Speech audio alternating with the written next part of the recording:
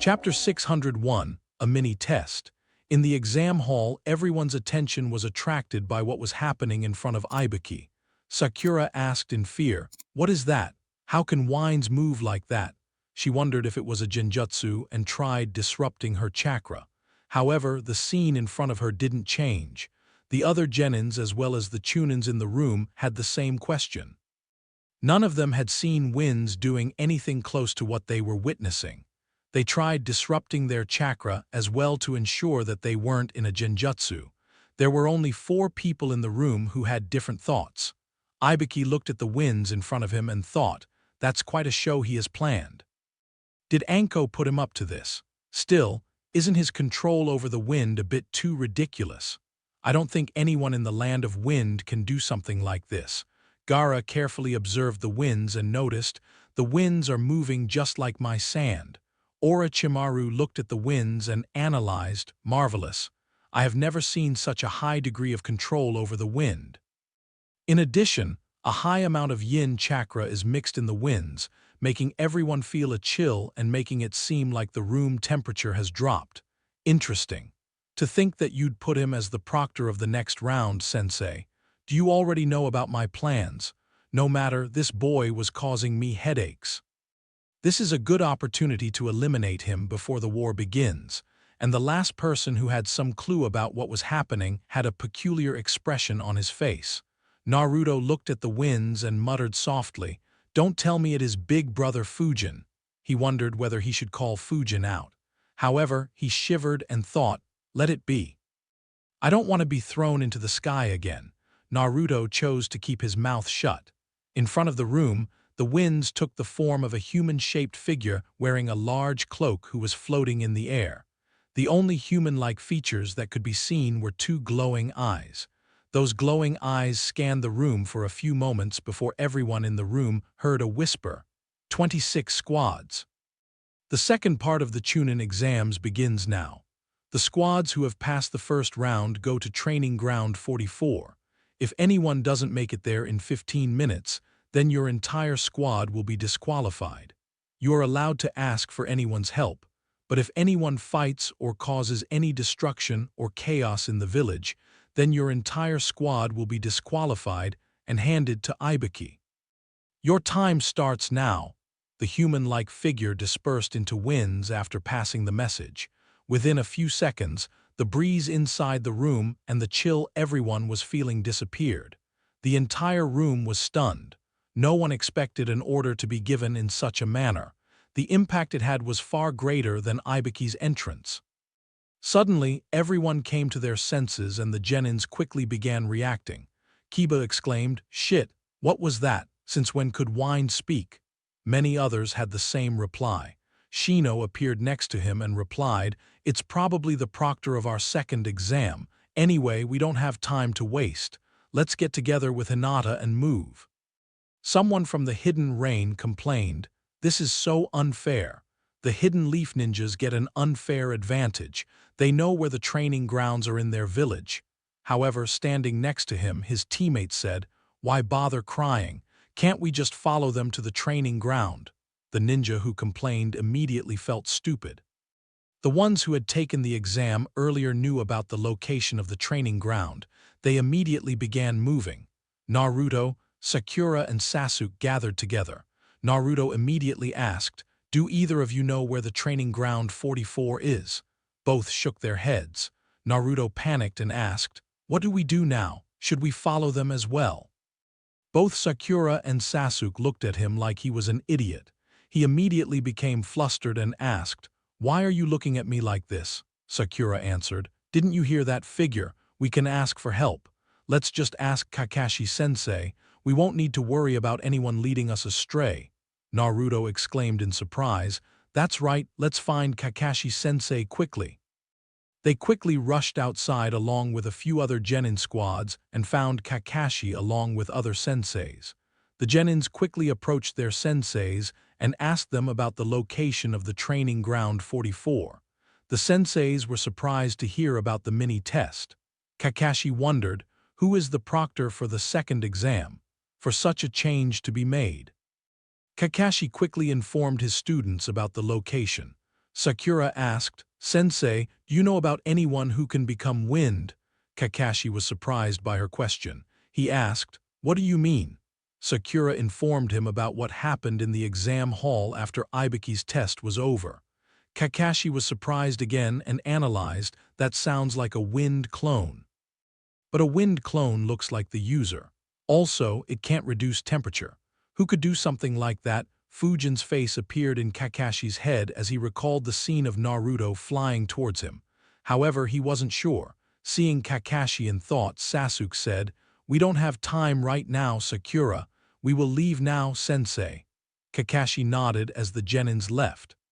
He sent a shadow clone behind them to ensure that they went in the right direction. As the genins left, the senseis were left alone once again. Asuma asked, "Who could control winds to such a degree?" Kurenai shook her head and answered, "I don't think it was winds. It sounded more like a genjutsu. I guess it might be someone from the Kurama clan. What do you think, Kakashi?" Kakashi replied, "It's difficult to say. I sent a shadow clone behind them, so we will know soon." Asuma and Kurenai nodded. The 78 genins continued rushing through Konoha until they reached the outskirts. Anko was in the mini-camp when she noticed some people moving towards them in a rush. Fujin had his space-time sensing technique active the entire time. So he knew all about their movements. Anko moved front and realized, "The genins are rushing here." She looked towards Fujin and thought so he wasn't lying. However, what arrangements did he make? Did he ask Ibuki to send them here? But that would be so boring. Also, why are they rushing here with such speed? Anko became curious about what Fujin had done. Unfortunately, he didn't even pay any attention towards the genins who were rushing here and instead kept reading the book he was holding. She looked away in annoyance and muttered, "Continue acting mysterious." The genins who had taken the exam previously were the first ones to reach the Forest of Death. Behind them were the genins who followed them. The last ones were the new genins who asked for their senseis for information. As Fujin expected, everyone made it comfortably within the time limit. Gaara, Kankuro, and Temari were surprised to see Fujin. They recalled his appearance and information told to them in their father's office. Lee, whose squad reached the Forest of Death at the 11th minute, noticed Fujin and said, "Look, Fujin is there." Neji and Tenten noticed him as well. Tenten wondered, "Is he one of the examiners?" Neji replied, "Could be, or perhaps he could be the proctor." Even though they had seen Fujin fight with Guy, they had only seen Fujin using Taijutsu. The last spar was the first time when they saw Fujin use wind release. And even then, Fujin mostly used winds to enhance his own speed and used non-lethal attacks like infinite breakthrough jutsu. He didn't use his wind domain, vacuum jutsus, or even attacks like blades of wind jutsu since they would have forced Guy to open more inner gates. Hence, they couldn't connect the winds to Fujin like Naruto could. Soon after them, Naruto's squad reached close to the Forest of Death. As they were running, Naruto saw Fujin immediately and said, "Crap, it is Big Brother Fujin." Sakura and Sasuke immediately heard him. Sakura asked, "The one you always keep talking about, where is he?" Naruto pointed towards Fujin and said, "Him, the one reading a book. He should be the proctor of our next round." Sasuke looked at Fujin and thought, so he is the one who taught Naruto wind jutsus and how to climb a tree. Still, how could he control winds like that? From Kakashi's expression, I don't think even he could do anything like that. First Might Guy and now him, how many strong ninjas are there? Having seen Guy's speed and Fujin's application of wind, Sasuke felt a lot more pressure. Naruto warned nervously, "Don't annoy him. He can throw you across the village with a flick of his wrists. He can be very scary." Sakura looked at Naruto and thought with surprise, so there is someone who even Naruto is scared of. But what does he mean by that? No one can throw someone across the village, right? Around a minute after Naruto's squad reached, Karin's squad from Kusagakyo reached the Forest of Death. They were the last ones to arrive. Fujin closed his book and got up. His movements were immediately noticed by the genins as they had seen other examiners frequently looking at Fujin earlier. Fujin walked in front of the genins and said with a sly smile on his face, "I am Suzuki Fujin, the proctor of the second round of the Chunin selection exam. The arena for this round will be the Training Ground 44, also known as the Forest of Death. Chapter 602, Missed Opportunity." Hearing the name Forest of Death, every genin turned their attention to the forest behind Fujin. Many gulped nervously, noticing the humongous trees and the darkness within. On the other hand, there were a few maniacal laughs. Sakura looked at it and said nervously, "It looks like a creepy place." She looked at Fujin and thought, "It's a good thing that Naruto is close with the proctor, though I'm not sure whether he'll help us during the exam." Temari was looking at Fujin as well, but her mind wasn't on the Forest of Death. Instead, she thought, the ninja who controlled the winds in the exam hall should be him. They were right. His mastery over wind release is better than anyone from Sunagakure. Even Father and Baki-sensei's wind release isn't as good as his. Still, how did he do that? And why were the winds so cold? As someone who focused on wind release, Temari became very interested in Fujin's control over the wind.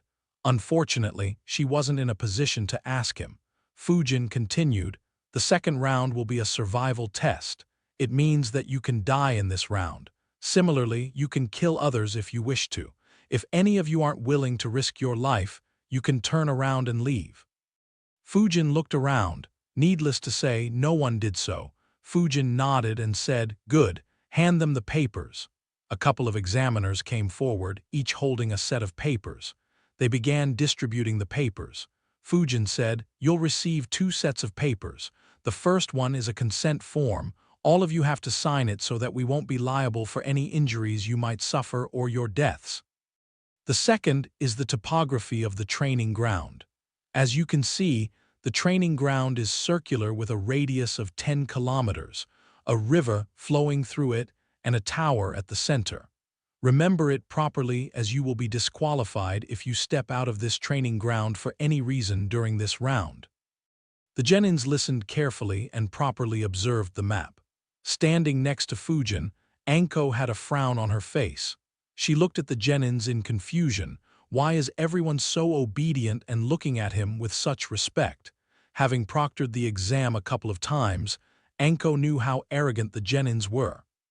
It was why she resorted to taking actions that created an impact on them to keep them in line. However, Fujin had been chilling in his chair and then chatted casually with everyone. Yet, no one dared to pass any odd comment. Anko looked at him and wondered, is this also a part of one of his arrangements? Or did Ibiki put the genins in line? She couldn't be sure. Fujin completed explaining the training grounds and answered a few queries before saying, "Now, about what the exam will be." Fujin took out 2 scrolls and explained, "This is a scroll of heaven and this one is a scroll of earth. 13 teams will be given a scroll of heaven while the remaining will be given a scroll of earth. In order to pass this round, your squad needs to collect both scrolls and bring them to the tower at the center. However, if any of your teammates die during this round, then your entire squad will be disqualified. In addition, if anyone opens either of the scrolls during the exam, your squad will be disqualified no matter to which squad that scroll was initially assigned." Hearing Fujin's words, Sakura said, "In other words, at least half of us, the 13 teams whose scrolls have been stolen, will fail." Fujin replied, "More or less, though that is an unrealistic situation as well. Anyway, the time limit is 5 days.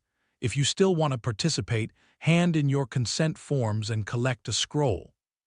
Each team will enter the training ground from a different entry point, which will be assigned while you collect the scrolls." 5 days? What are we supposed to eat for food? Choji exclaimed in surprise. Fujin turned around and replied with a chuckle, "Your choice. If you have food with you, you can eat that. Else, you can eat the plants, insects, and animals in the forest, though look out for the poisonous ones. If you somehow run out of those, then you can even eat each other. Whatever suits your taste. Anyway, try to stay alive. It'll be troublesome if too many of you die." The nonchalant manner in which Fujin spoke those words gave most of the genins a creep. Naruto muttered to himself, I knew Fujin was scary, but I didn't know he was this scary. Meanwhile, Sakura and Sasuke looked at Naruto, wondering whether he was the same Fujin that Naruto always spoke so highly about. Fujin returned to his chair and looked at the participants once again. More specifically, his eyes landed on Gaara and Orochimaru's disguise. He thought, Tusk. If it wasn't such an important event and the participants weren't so high profile, I could have had so much fun. Instead of letting them go through different gates, I could have just thrown everyone randomly inside the forest. Wouldn't that be a sight to see? I could have even thrown the teammates far from each other, making the Chunin exams completely chaotic. With everyone knowing the transformation jutsu, it would have been a Herculean task just to find the right teammates, hehe. The only drawback would be that such an exam would have been extremely difficult. I doubt whether anyone could pass. Fujin chuckled at the thought before concluding his thoughts. Oh well, it's probably for the best. If I showed off that skill too much, these bastards might give me that task during the Fourth Great Ninja War. Even though it is fun, I don't want it to be a job. With the rules explained, Fujin took a backseat. Anko handled the remaining work.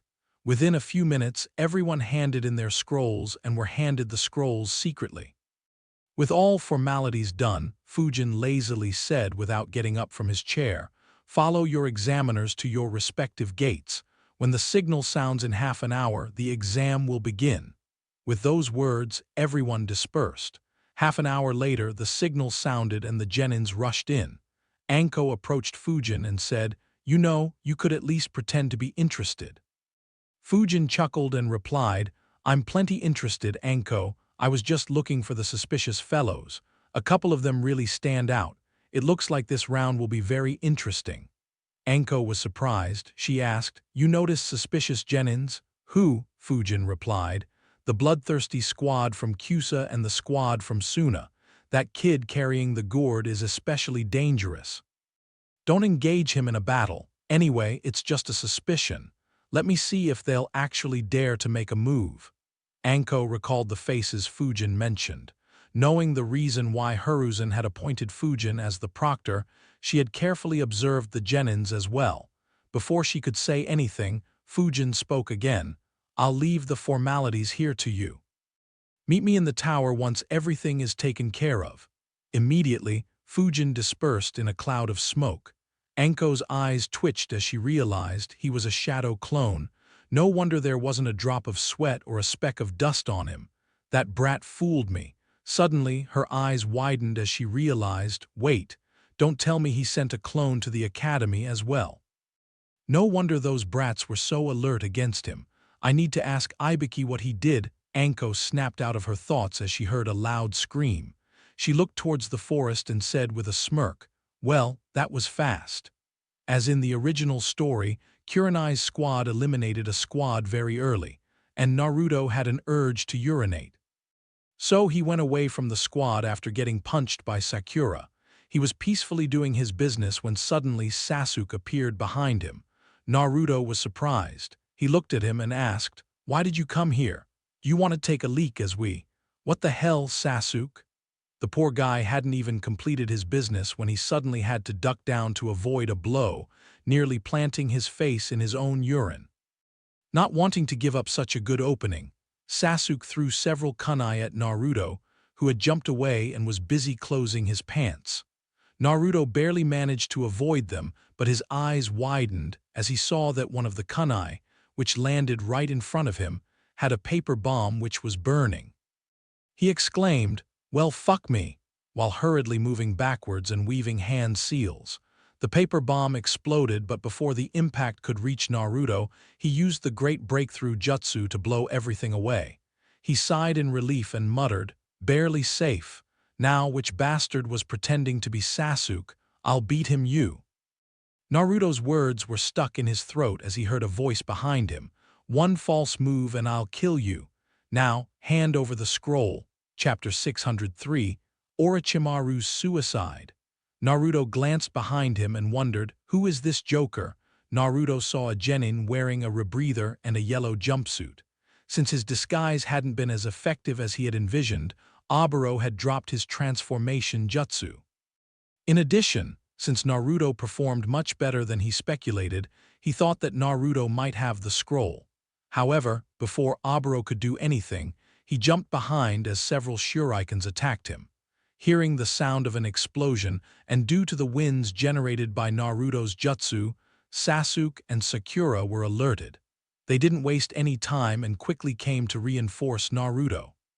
Seeing Sasuke and Sakura, Oboro analyzed that blonde kid is tougher than he looks. Others might be stronger as well. I should have come here with my teammates instead of trying to conceal my presence. Not wanting to take any undue risks, he escaped. Sasuke appeared beside Naruto and asked, "What the hell happened here, Naruto?" Naruto immediately replied, "He disguised as you and tried to sneak attack me when I was taking a leak. I'm gonna beat that joker if I see him again, believe it." Sasuke immediately thought, terrible. We will need to ensure that something like this doesn't happen again, or we could all end up dead.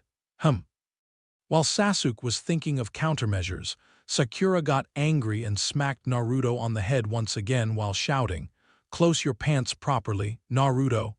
Naruto immediately did so while complaining, "Hey, don't blame me. That bastard didn't even let me take a leak in peace." Sasuke ignored their antics and said, "Remember this, if we get separated again, we can't trust each other blindly.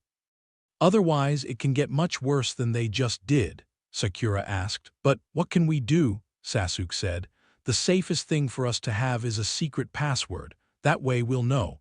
No matter who they look like or how they sound, if one of us gets that wrong, they're an enemy." Naruto and Sakura nodded. Sasuke continued, "Listen very carefully, I'll say it only once. It's a poem called Ninki." Sasuke recited a long and complicated poem. Sakura memorized it right away. However, Naruto couldn't do so. He asked in a deadpan tone, "And you expect me to remember that? How?"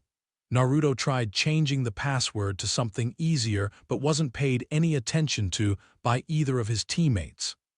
Sasuke grabbed the scroll and said, "I'll keep the scroll with me." A second later, the three genins were hit by a powerful wind current. Naruto cursed in surprise. "What the hell?" Sasuke exclaimed. "A new enemy, stay on guard." Even though the three genins raised their guard, they weren't able to take the attack head-on and were blown away. After the attack passed, Sasuke took cover under the vegetation in the area and stayed hidden until he saw Sakura. Sakura was about to approach him when he stopped her and asked for the password. She nodded and recited the Ninki accurately. Sasuke replied, "Good. Are you guys all right?" Naruto appeared as well. He was walking towards them. Are you guys all right?" Naruto appeared as well. He was walking towards them when Sasuke said, "Not so fast, Naruto, the password." "Right, Ninki." Naruto maintained his goofy grin and recited, "We thrive in the chaos of the enemy tide. Quiet shinobi don't need dens to hide. Our only concern is to watch and wait until the enemy lowers the gate." Sasuke smirked on hearing that while Sakura sighed in relief. However, to the surprise of both Sakura and Naruto, Sasuke threw a kunai at Naruto. The attack was so sudden that Naruto barely managed to dodge the kunai and fell over as he did so.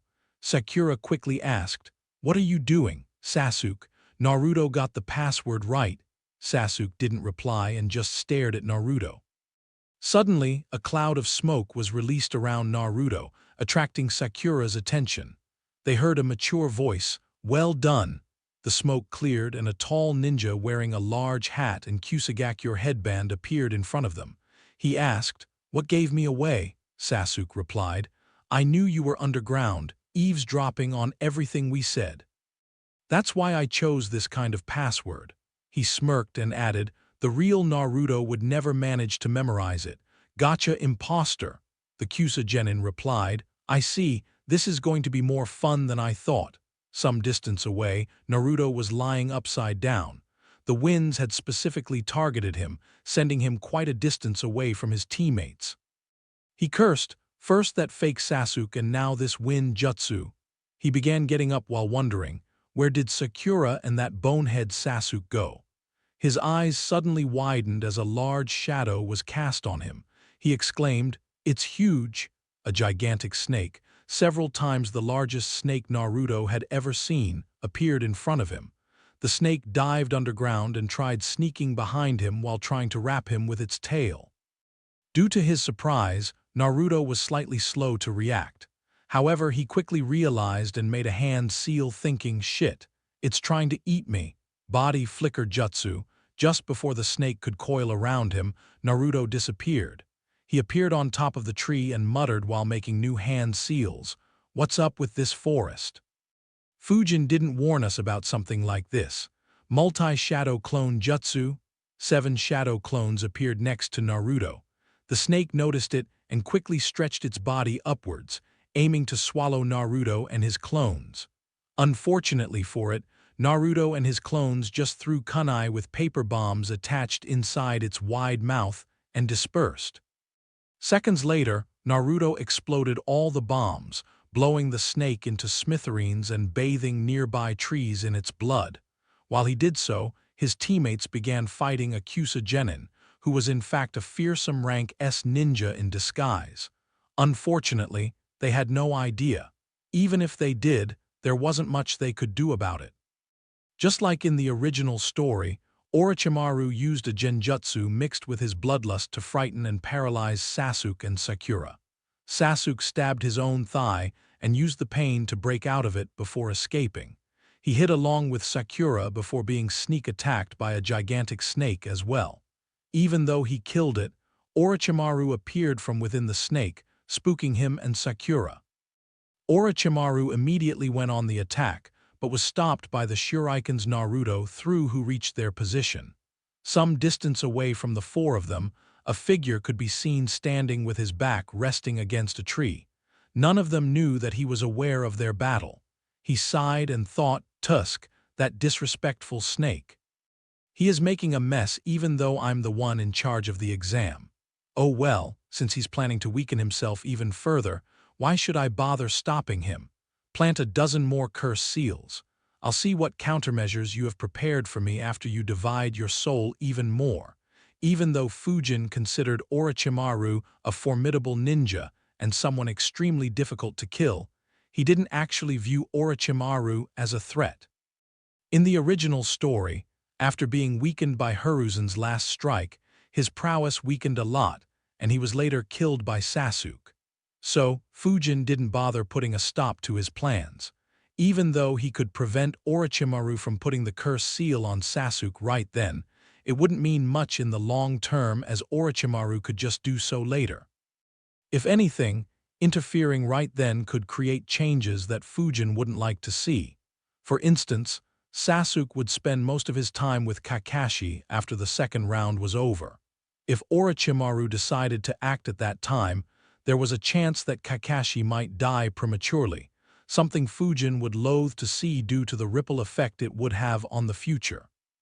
Even if Kakashi somehow managed to hold off Orochimaru while protecting Sasuke, Orochimaru had the option of applying his seal to some other Uchiha kid, and it wasn't feasible to expect another Uchiha to kill Orochimaru as Sasuke did. In that case, Orochimaru would survive with a Uchiha body with unknown strength and ridiculous goals. He could affect major events in the future. Fujin didn't want to calculate all that. The only thing he saw was that it wasn't beneficial to him in any way. If he interfered, then he would only bring Orochimaru more benefits. In fact, from Fujin's perspective, interfering now was equivalent to stopping Orochimaru from committing suicide. For those reasons, he didn't bother helping Kakashi's students. Fujin looked in the direction of the battle and thought, even though I don't want to interfere, I need to ensure that Naruto and Sakura stay alive. He might not do anything to Naruto due to his status, but Sakura is just an ordinary genin right now. However, she'll be quite significant in the future, be it her prowess or the emotional impact her death might have on Naruto. Anyway, the good thing is that Orochimaru wants to see Sasuke fight in higher rounds. Not to mention, she won't bother him much, so he shouldn't kill her. Otherwise, saving her from such a distance will be rather difficult even with my Flying Thunder God Jutsu. Chapter 604, Terrified Sakura. 1, 2, 3. All of them are as dead as stone Buddhas. What kind of ninjutsu is this? Outside the Forest of Death, a squad of Konoha ninjas found 3 dead bodies. Kotsu, who was inspecting their bodies, scratched the back of his head and sighed. What bad news! We have just started the exam and have already faced a problem, he instructed. Report this to Council Member Fujin or Lady Anko, who are conducting the second exam. The 2 ninjas immediately disappeared. Nothing goes better with dango rice dumplings than oshiruko bean soup. As soon as I'm done with my lunch, I'll get to the tower and see what he is up to. Anko was eating peacefully when one of the ninjas reached and shouted, "Terrible news, Lady Anko." He informed Anko about the dead bodies and led her to them. As soon as she arrived, her eyes widened and fear was visible on her face. Kotsu said, "Judging from their belongings and papers, they are all shinobi from Kusagakyō and were registered to take part in the Chunin exams. And as you can see, their facial features are completely gone. Their faces are as smooth as though they have been melted away." With horror on her face, Anko analyzed, "There is no doubt about it. It's his technique. But why would he meddle in this? Show me the photos from the dead shinobi's ID," Anko ordered. They quickly handed her the IDs. She looked at the pictures and thought, so this is the face he stole. Incredible. How did Fujin know that something was off about it? However, he'll be in great danger if Orochimaru attacks the tower, Anko shouted. "This is awful. You 3, report what's happened to Lord Hokage. Ask him to deploy additional Anbu squads to the forest. If possible, ask him to come as well, but ask him to be careful of any traps. I'm going after the imposters." Anko hurriedly left towards the Forest of Death. The 3 ninjas didn't waste time either and rushed towards the Hokage building. Back in the forest, the fight between the Genins and Orochimaru wasn't much different. Even though the Genins were stronger than their canon counterparts, it didn't have any impact against Orochimaru. The only effect it had was that Orochimaru was more impressed with Sasuke. Realizing that they couldn't win, Sasuke tried giving up the scroll in order to avoid the fight, but Naruto didn't allow that to happen and got angry at Sasuke instead. His rage allowed some of Nine Tails' chakra to leak, impressing Orochimaru. However, Orochimaru still caught him and used the 5-element seal to cut off his access to Nine Tails' chakra. Following Naruto's defeat, Sasuke put up a valiant effort and managed to burn Orochimaru's mask, but ultimately didn't do any real damage to him. Watching from a long distance away, Fujin shook his head and muttered to himself, "Well, that's a shame. I expected Sakura to join the fight as well instead of just cheering Sasuke due to Kakashi's training. I guess only Tsunade can make her useful." Fujin squinted his eyes and decided, "Anyway, it's time. Hiruzen will eat my head if I don't do anything and let him run amok." Orochimaru was done chatting with Sasuke. He extended his neck and bit his neck, planting the cursed seal on Sasuke. Due to his genjutsu, neither Sasuke nor Sakura could move. "I look forward to seeing you again, Sasuke." Suddenly, Orochimaru's eyes widened as he sensed danger. He quickly moved his elongated neck like a snake to avoid the incoming attack. To Sasuke and Sakura's surprise, half a dozen cuts opened up on Orochimaru's neck and began spilling blood like a fountain. However, he had avoided critical hits and wasn't beheaded. In the blink of an eye, Orochimaru quickly retracted his neck and looked to his left. Fujin's figure became visible. He looked at Orochimaru while thinking, "Though I decided against killing you due to the difficulty involved, it's hard to resist if you provide me with such a nice opening." I wonder if his skin shedding would still work after being beheaded. Still, the sneak attack failed. I might have had better success if I used a stronger jutsu, but he would have sensed the chakra fluctuations much earlier, and the result would still have been the same. The only way I could have slashed his neck for sure would have been by using the Flying Thunder God jutsu. However, using it when I'm not guaranteed to kill him will be a massive waste. Since Orochimaru had applied his seal on Sasuke, Fujin no longer had any worries about impacting the future negatively, as now Orochimaru was sure to die at Sasuke's hands and not interfere with other major events. As a result, he made his move. There were two, or rather three main reasons for this. The first one was that the opportunities to fight a rank S ninja were just too rare. Fujin didn't want to miss out on fighting against someone like Orochimaru. The second reason was the fact that Fujin had already planted tens of thousands of flying thunder god marks in the Forest of Death. As a result, he wasn't worried about dying. In the worst case, he could escape easily. In addition, he could also use them to kill him if the opportunity presented itself. The third and the most important reason was Orochimaru himself. In Fujin's eyes, Orochimaru was a walking treasure chest. Even though killing Orochimaru would have a massive impact on the future and could change it in ways that Fujin couldn't predict, Fujin felt that the gains would be worth the loss if he could read Orochimaru's memories and get access to his knowledge. In fact, if killing him wasn't so damn difficult, Fujin would have gone all out to ensure that he died in these vast forests irrespective of the cost. Unfortunately, Fujin knew that killing Orochimaru was nigh impossible, so he didn't want to expose skills like Flying Thunder God Jutsu. Suddenly, Sasuke collapsed to his knees as he couldn't endure the pain. Sakura hadn't seen Fujin yet and shouted at Orochimaru, "What did you do to Sasuke?" Orochimaru nonchalantly answered without even looking at her, "Just a little something to remember me by." He smirked and said, "I didn't expect to be hunted by the legendary spectral swordsman here." The legendary spectral swordsman Orochimaru's words surprised Sakura. She looked where he was looking and saw Fujin standing there. Seeing the proctor, she immediately became relieved and was about to call him out when Sasuke suddenly began screaming due to the unbearable pain he was under and squeezed her hands too tightly. She said worriedly, "Hang on, Sasuke," and shouted, "Proctor." He put a strange mark on Sasuke's neck. Unfortunately for her, Fujin didn't pay any attention to her and instead said, "You." Unfortunately for her, Fujin didn't pay any attention to her and instead said, "You crashed into my exam and are still surprised. Sigh, I'd be impressed if I didn't just find out that one of the legendary Sanins was bullying genin kids. Is this how much you have fallen, Orochimaru?"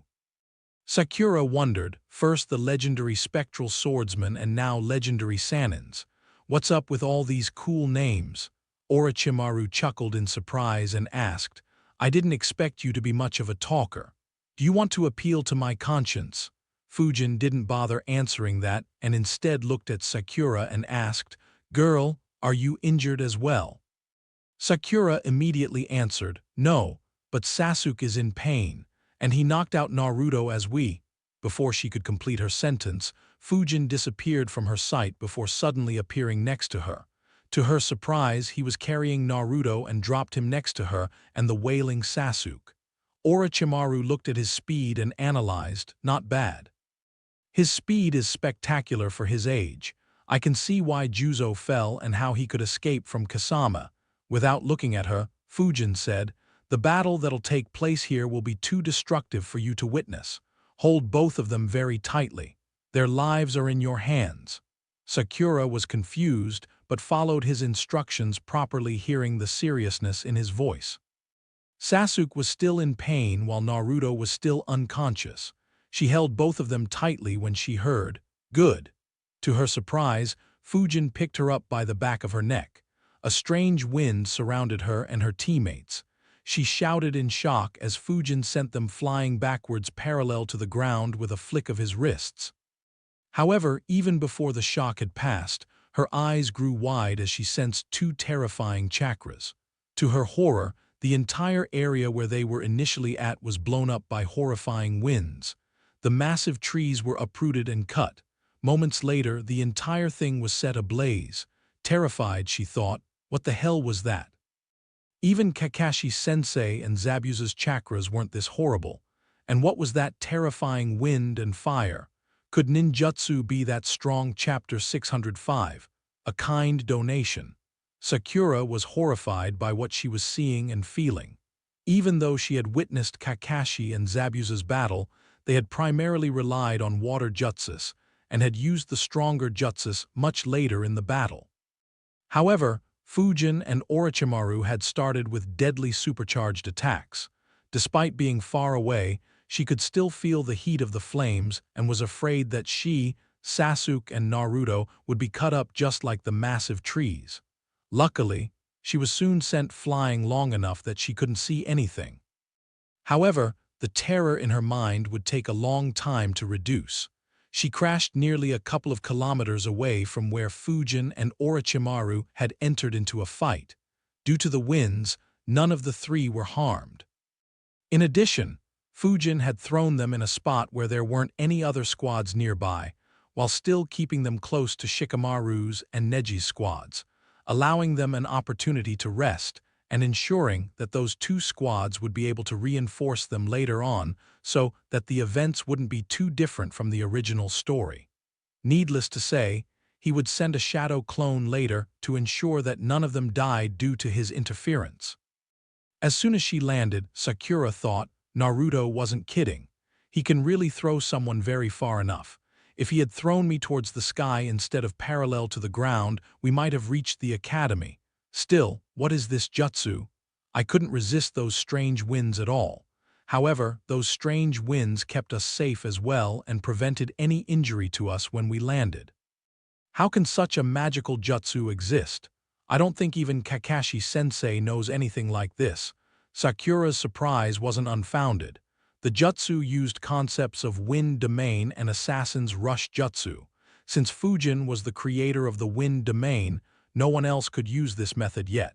Suddenly, Sasuke groaned due to the pain. Sakura snapped out of her thoughts hearing Sasuke's groan. Due to the pain from the curse seal, he passed out. A determined expression appeared on Sakura's face as she decided to protect her teammates by herself. She muttered, "It's all up to me now. This time, I'll protect them and keep them safe." In the tower, Renjiro was still playing shogi with Fujin while Hoka was watching their game. Suddenly, the three of them sensed something and looked outside the window. Each of them got up and walked onto the balcony. They saw a large amount of smoke rising from the forest a few kilometers away. What horrible chakra! I'm not even a sensor and I can still feel the clash of the jutsus all the way over here. Hoka took a deep breath and exclaimed. He activated his Byakugan, but the fight was happening too far for him to see anything other than the smoke and the fire. Renjiro frowned and said, "This feeling. It almost feels like Orochimaru." Renjiro had worked with Orochimaru and even served under his command during the previous wars, so he was quick to connect it to him. However, his expression became grim as he knew just how terrible Orochimaru was. He was someone Renjiro never wanted to fight. He gazed at Fujin and said, "You have gotten quite strong. I didn't even sense that I had been playing with a shadow clone all this time. Was your main body patrolling the forests all along?" Fujin's clone replied. "Yes. These dense forests are a good place to set up traps and an ambush without alerting anyone. I wanted to ensure that there were none set up earlier.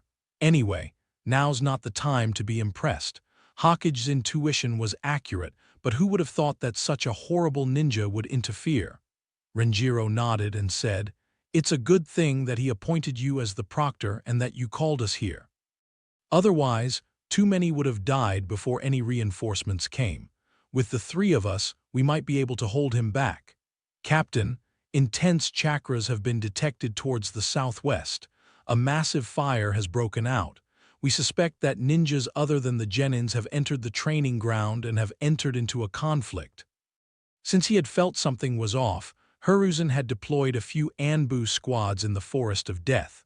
The squad deployed in the tower was led by none other than one of Fujin's former subordinates, Yamanaka Fumito. He quickly informed Fujin when he sensed something off. Fujin's clone nodded and instructed, "I can see that. Don't worry, one of them is my main body."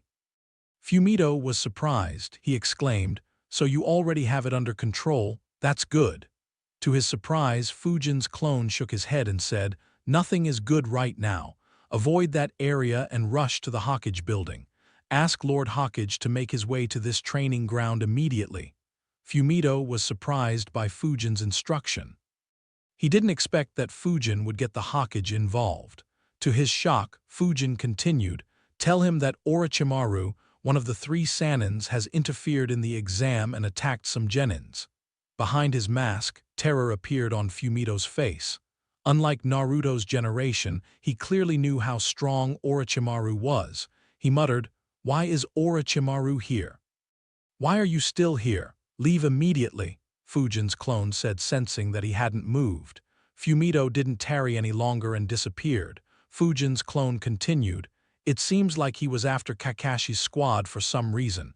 Anyway, you two don't need to get involved for the time being. I can handle Orochimaru." "Nonsense. That's one of the legendary Sanins. And undoubtedly the most dangerous one. I won't even be able to escape against him. Don't underestimate him." Renjiro immediately scolded Fujin. However, Fujin's clone just shook his head and said, "We still don't know what his goal is, nor do we know whether he has any help. In case he plans to attack this tower, I'll need you two to help as I can't fight much. As for underestimating him, don't worry, I'll never do that. That said, he won't be able to defeat my main body easily. Even if he does, I can escape easily. So I'm not in any danger." Renjiro and Hoka were surprised by his confidence. Both immediately recalled how good Fujin was at escaping, and their worries eased slightly.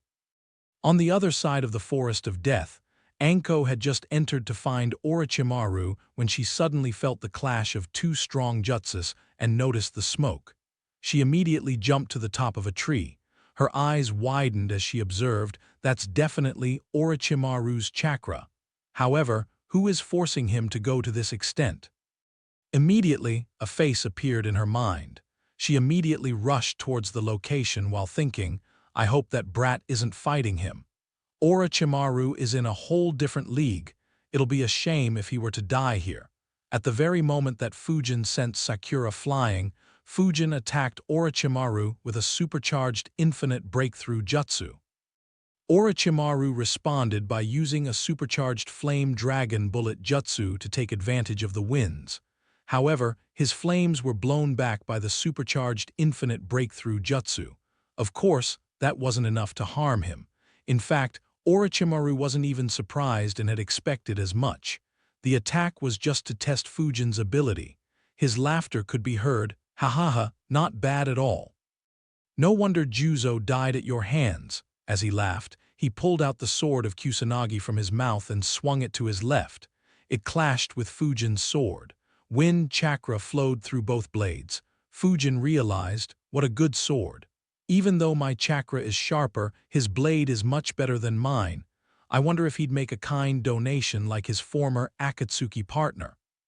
Unfortunately, Orochimaru didn't seem as kind-hearted as Sasori. That said, Fujin had just met him, so he couldn't be entirely sure. Who could say if Orochimaru would have a change of heart later and give Fujin the greatest gift in this world, greater than even what Hiruzen did for him. Chapter 606, How did Fujin defeat Jiraiya? Fujin's and Orochimaru's swords clashed hundreds of times within the blink of an eye. Neither of them could get an advantage over the other, and the 2 rank S ninjas pulled back. Fujin said, "That isn't common knowledge, which means that you should be in Akatsuki as well. Sai, I didn't expect that one of the legendary Sanins had fallen to the level of becoming a mercenary. What a shame. Did they order you like an underling to come here and attack genins as well?" Pity could be seen on Fujin's face as he spoke. However, Orochimaru completely ignored Fujin's taunt. He thought, from the information Akatsuki collected, he prefers to fight in complete silence without engaging in any talks, killing his enemies ruthlessly. However, when he meets someone who he can't defeat easily, he talks with the sole purpose of angering his opponent, hoping that they give him an opening. Orochimaru had talked with Kasama to ask for information about Fujin, where he learnt that Fujin had taunted them to create a small opening which he managed to exploit successfully. As a result, he wasn't bothered by his words. Besides, it wasn't like Fujin was the only one who could play that game. Orochimaru replied almost immediately after Fujin taunted him, You shouldn't be overconfident just because you killed Juzo. This world is vast with too many hidden experts. If you act arrogantly, it's just a matter of time before you die. Fujin chuckled and teased, "Oh, and I suppose you consider yourself a hidden expert as well. Haha. Let me guess, you are following one such hidden expert now, ha ha ha." Ignoring his taunts again, Orochimaru laughed as well and said, "Don't worry, I'm just advising you so that you won't be this reckless in your next life." Hidden Shadow Snake Hands Jutsu, Orochimaru flung his left arm towards Fujin. Instantly, 8 snakes appeared and moved towards Fujin at an incredible speed. They almost reached him when Fujin just casually swung his sword. Sharp winds flew and dismembered every single snake. However, Orochimaru used that time to launch a stronger jutsu. 10,000 Snake Wave Jutsu. He opened his mouth and countless snakes crawled out of Orochimaru's mouth, forming a wave. Fujin looked indifferently at the incoming snake wave and muttered disdainfully while building up his chakra. "A hidden expert. What's so special about being a Sannin?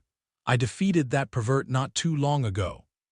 Vacuum Serial waves. A vacuum core with 144 vacuum cores formed in Fujin's mouth as he shot out the jutsu. Orochimaru's eyes widened as he was startled for the first time. He immediately flickered away. The thousands of snakes he had summoned were all blown back and cut into several pieces. Not a single one survived. However, that wasn't what startled Orochimaru. He thought he defeated Jiraiya. Impossible. Even though he fools around, he shouldn't have fallen so far that this brat can defeat him. Orochimaru quickly dodged again as a few vacuum bullets passed through where he was standing at while thinking, did he really defeat Jiraiya, or did he just say it to disturb me? That said, his mastery over the wind is very good. Even Danzo's wind vacuum technique isn't this good. I'll need to disrupt him. Orochimaru used Hidden Shadow Snake Hand Jutsu once again to attack Fujin, who changed his strategy and flickered a few times to reduce the distance between them. Wind chakra flowed along his sword as he swung it at Orochimaru from a dozen meters away. Once again, Orochimaru flickered away as a wind slash accompanied by sharp winds was launched from Fujin's blade. Several more trees were cut down, but Orochimaru wasn't hurt. Fujin gave chase, but he sensed Orochimaru building up a massive amount of chakra. Water release. Exploding water shock wave jutsu. While dodging Fujin's attacks, Orochimaru spat out a large amount of water. The water formed large waves and came crashing down towards Fujin, who retreated while building up his chakra as well and using the infinite breakthrough jutsu to stop the water's momentum. However, Fujin was puzzled. He wondered, what is this bastard up to? Why is he running away, and why did he use a water jutsu against me? From the way he is fighting, he should already have a lot of information about me. So he should know that this technique is useless against me. If anything, it'll weaken his fire jutsus later on. Did he do it just to create some distance? Suddenly, Fujin's eyes widened and he flickered away. Even though his attack had stopped the water and sent most of it backwards, some amount of water still flowed towards him. He had ignored it as it wasn't harmful to him in any way. However, several thousand needles formed in water and were launched at Fujin.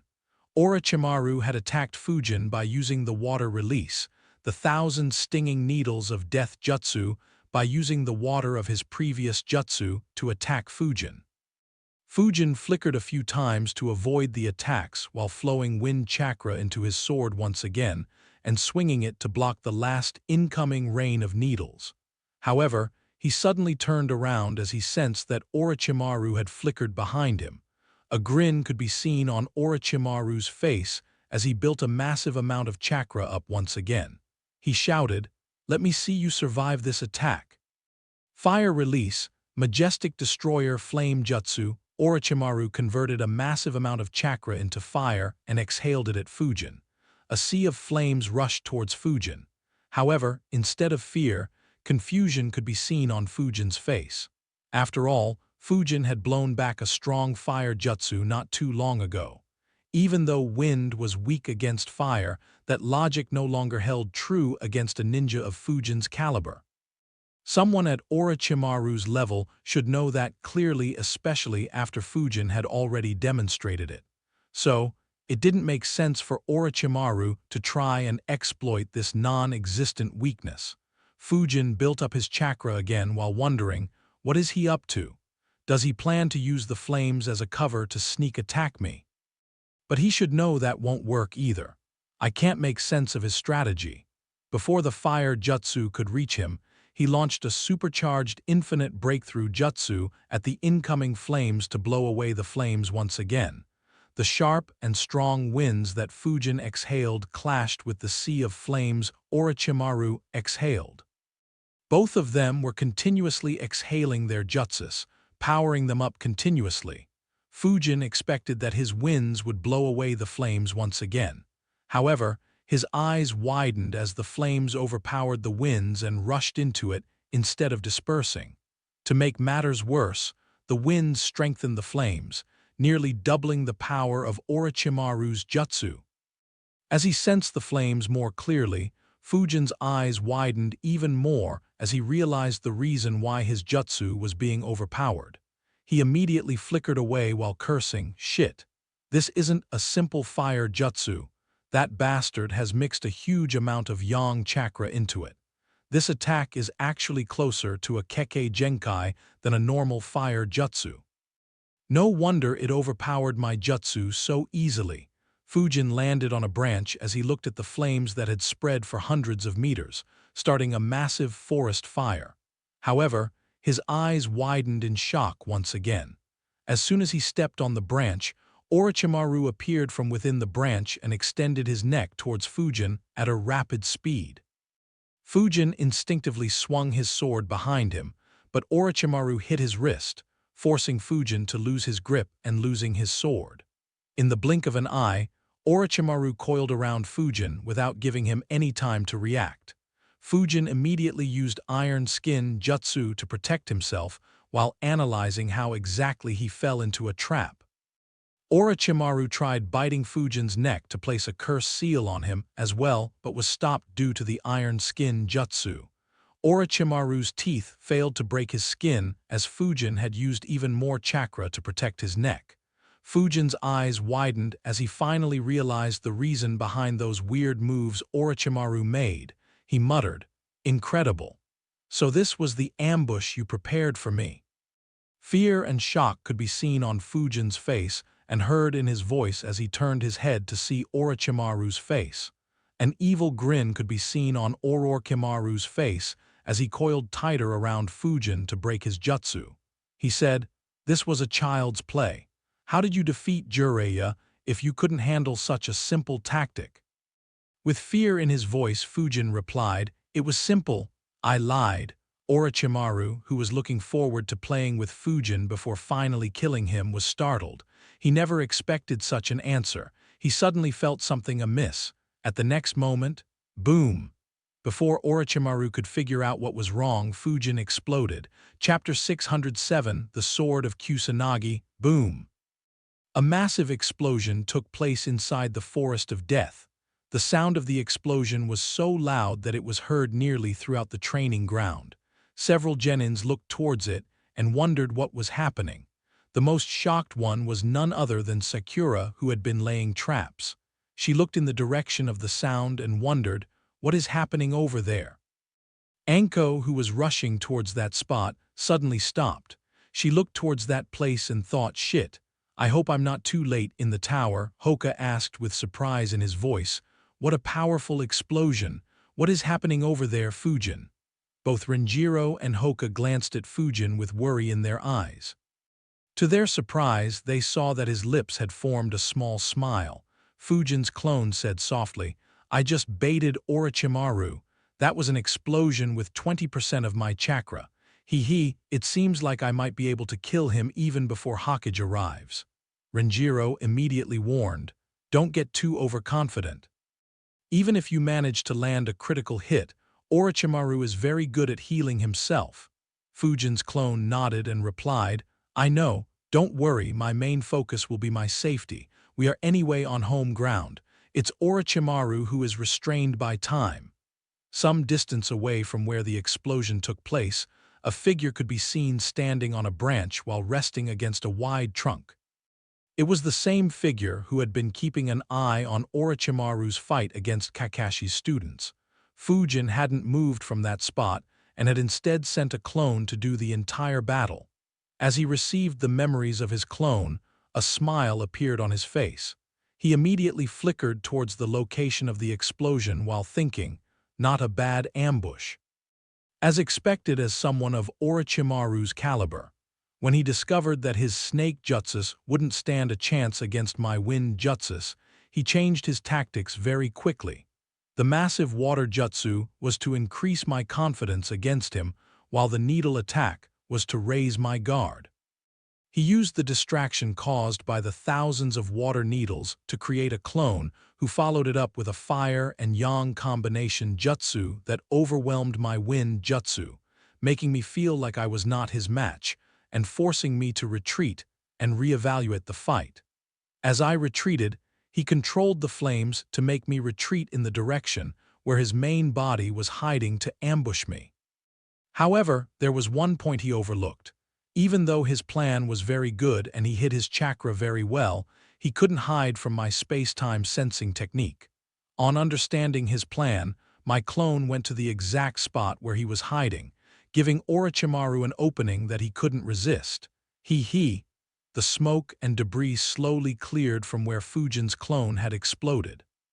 Fujin had initially put a third of his chakra into that clone to ensure that Orochimaru wouldn't suspect that he was a clone. The battle until that point had used up 40% of the clone's chakra.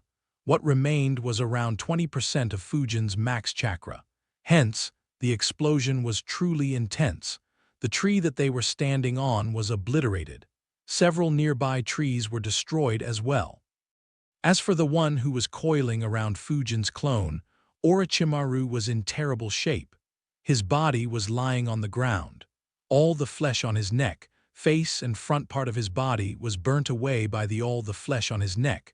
Face and front part of his body was burnt away by the explosion. Most of his internal organs were wrecked as well. The fact that he hadn't been blown into smithereens showed how resilient Orochimaru's body was as compared to a normal ninja. Suddenly, his mouth moved. A pair of arms appeared from his mouth and opened his mouth wide enough for a person to climb out. Needless to say, the one who used this disgusting ninjutsu was none other than Orochimaru. As he was coming out of his previous body, Orochimaru thought, I was fooled. He probably anticipated an ambush and switched with a shadow clone while he was escaping from the flames. Despite that, when I ambushed him, he acted like it was his real body and showed a scared expression to fool me. Even then, I should have detected him preparing the shadow clone explosion jutsu.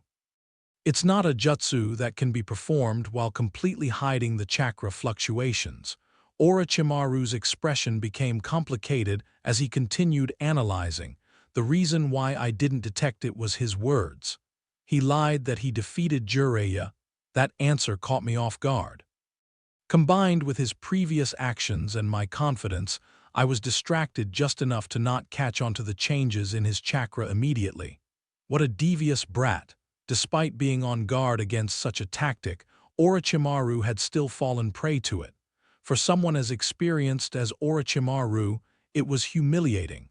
As he climbed out of the body, all his injuries had disappeared, and even his clothes were repaired. Yet his expression was ugly. Despite using such a technique, Orochimaru was still breathing roughly. Due to the massive damage that he had taken, the amount of chakra he needed to use this technique was much higher than normal. Even though Fujin had lost a third of his chakra due to his clone, Orochimaru had lost more. Even so, Orochimaru didn't have any opportunity to rest. As soon as he appeared, the sword of Kusanagi once again appeared in his hand. He swung the blade towards his right while saying, "You shouldn't get so cocky, boy." To his right, Fujin had already appeared and was swinging his own sword. His eyes widened as he noticed Orochimaru's sword. Orochimaru's sword of Kusanagi extended and became wider. However, What shocked Fujin was that there were 3 types of chakra flowing through the blade. Orochimaru was flowing fire, wind and yang chakra through the sword of Kusanagi. All 3 mixed with each other flawlessly, shocking Fujin. As he swung his own sword at the sword of Kusanagi, Fujin thought, he can use 3 types of chakra simultaneously and can merge them as well. The feeling I'm getting from this chakra is more intense than Takeshi's Scorch release. Is it Orochimaru's skill, or does that sword assist in doing something like that? Regardless, it's a pity. Orochimaru, who was quite angry and intended to go all out, was surprised when he looked into Fujin's eyes. He never expected to see pity in Fujin's eyes. Due to being fooled once, he immediately got on guard while thinking, what devious shit is he planning this time? Fujin and Orochimaru's swords clashed. From their previous clashes, Orochimaru expected to overwhelm Fujin this time and take the initiative. However, his eyes widened as he exclaimed, "Impossible!" A cracking sound was heard. To Orochimaru's shock, a crack appeared in the sword of Kusanagi. It soon spread throughout the blade. At the same time, Fujin was surprised as well because a small crack appeared in his blade as well. He thought, I didn't expect I'd damage my sword as well, as expected of the sword of Kusanagi. Despite the damage to his sword, Fujin wasn't heartbroken and continued pushing it.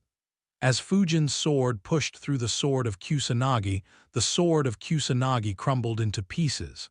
As it fell to the ground, it transformed into a white snake and tried moving towards Orochimaru. Unfortunately, it was already cut into several pieces, and it was only its head that was moving. In a fraction of a second, it stopped moving. The sword of Kusanagi, one of Orochimaru's prized possessions, was destroyed in the Forest of Death. Orochimaru was stunned beyond belief. He immediately looked at Fujin's sword carefully and realized a vacuum blade. He applied the wind vacuum technique to his sword. Orochimaru was shocked to see it. Even though his sword was better, and the chakra flowing through it much stronger than the chakra flowing through Fujin's sword, in the end, what mattered was the sharpness of their respective blades. In that aspect, Fujin was much superior. Even though Orochimaru had extended the sword of Kusanagi earlier, he hadn't extended it too much, as Orochimaru knew that Fujin would dodge it easily. As a result, Orochimaru was within the reach of Fujin's sword. He quickly retreated while raising his left arm to use Hidden Shadow Snake Hands Jutsu. Several snakes appeared from his arm and moved towards Fujin, who was very close to him. However, on the very next second, Fujin's sword cut through Orochimaru's arm, slicing it at the elbow. At the same time, Fujin sneakily pointed all the fingers on his left hand at Orochimaru. Vacuum cores began forming at the tip of his fingers. Orochimaru, who was retreating, immediately noticed it. Unfortunately, the distance between them was too little. Wind release, vacuum infinite Gatling jutsu, dozens of vacuum bullets were launched from the tip of his fingers at Orochimaru. Due to the short distance between them, Orochimaru couldn't dodge them all. Several of the vacuum bullets pierced through Orochimaru's body as he coughed blood and crashed to the ground. Chapter 608, A Double Bluff. Orochimaru fell to the ground and looked very vulnerable. It seemed like it would take just a push to kill him for good. Even so, Fujin didn't jump ahead to attack him impatiently. Instead, he looked at Orochimaru with disdain and cursed, "This snake. Does he think he can fool anyone after recovering completely from that explosion?" None of the bullets even hit his heart or brain. Even Kakuzu put up a better act. Not wanting to fall prey to his schemes, Fujin created a shadow clone. Wind release, infinite breakthrough jutsu fire release, searing migraine jutsu. Fujin knew that even though he was great at close combat, someone like Orochimaru had too many hidden cards. So, he used the combination attack to test what he was planning. He was initially thinking about using the vacuum serial waves jutsu, but he knew that Orochimaru would dodge it with ease. Having already lost a third of his chakra, Fujin wanted to preserve his chakra in case Orochimaru pulled out a surprise like the Edo Tensei Jutsu. Orochimaru, who was looking very feeble, looked at the incoming sea of firestorm and thought, as expected, he didn't take the bait. I can finally reset the momentum. I got sucked into his pace due to his stunt, and it would be disadvantageous if he continued controlling the flow of the battle. Still, to think that I'd lose my sword of Kusanagi here of all places. I underestimated this kid. He is much stronger than the likes of Kabuto and Kakashi. Orochimaru had expected that Fujin wouldn't attack, and hence managed to double-bluff Fujin. He rubbed his right arm on his injuries, staining it with blood and slammed it into the ground. Summoning jutsu, a massive snake appeared and surrounded him. The combination jutsu hit the snake. Massive cuts and intense burns appeared on its body, causing it to hiss in pain. However, it resisted Fujin's combination attack with relative ease. Under the cover of his massive summon, Orochimaru began shedding his skin once again to heal himself. Fujin sensed it and went on the attack once again. The massive snake noticed Fujin and dived down towards Fujin.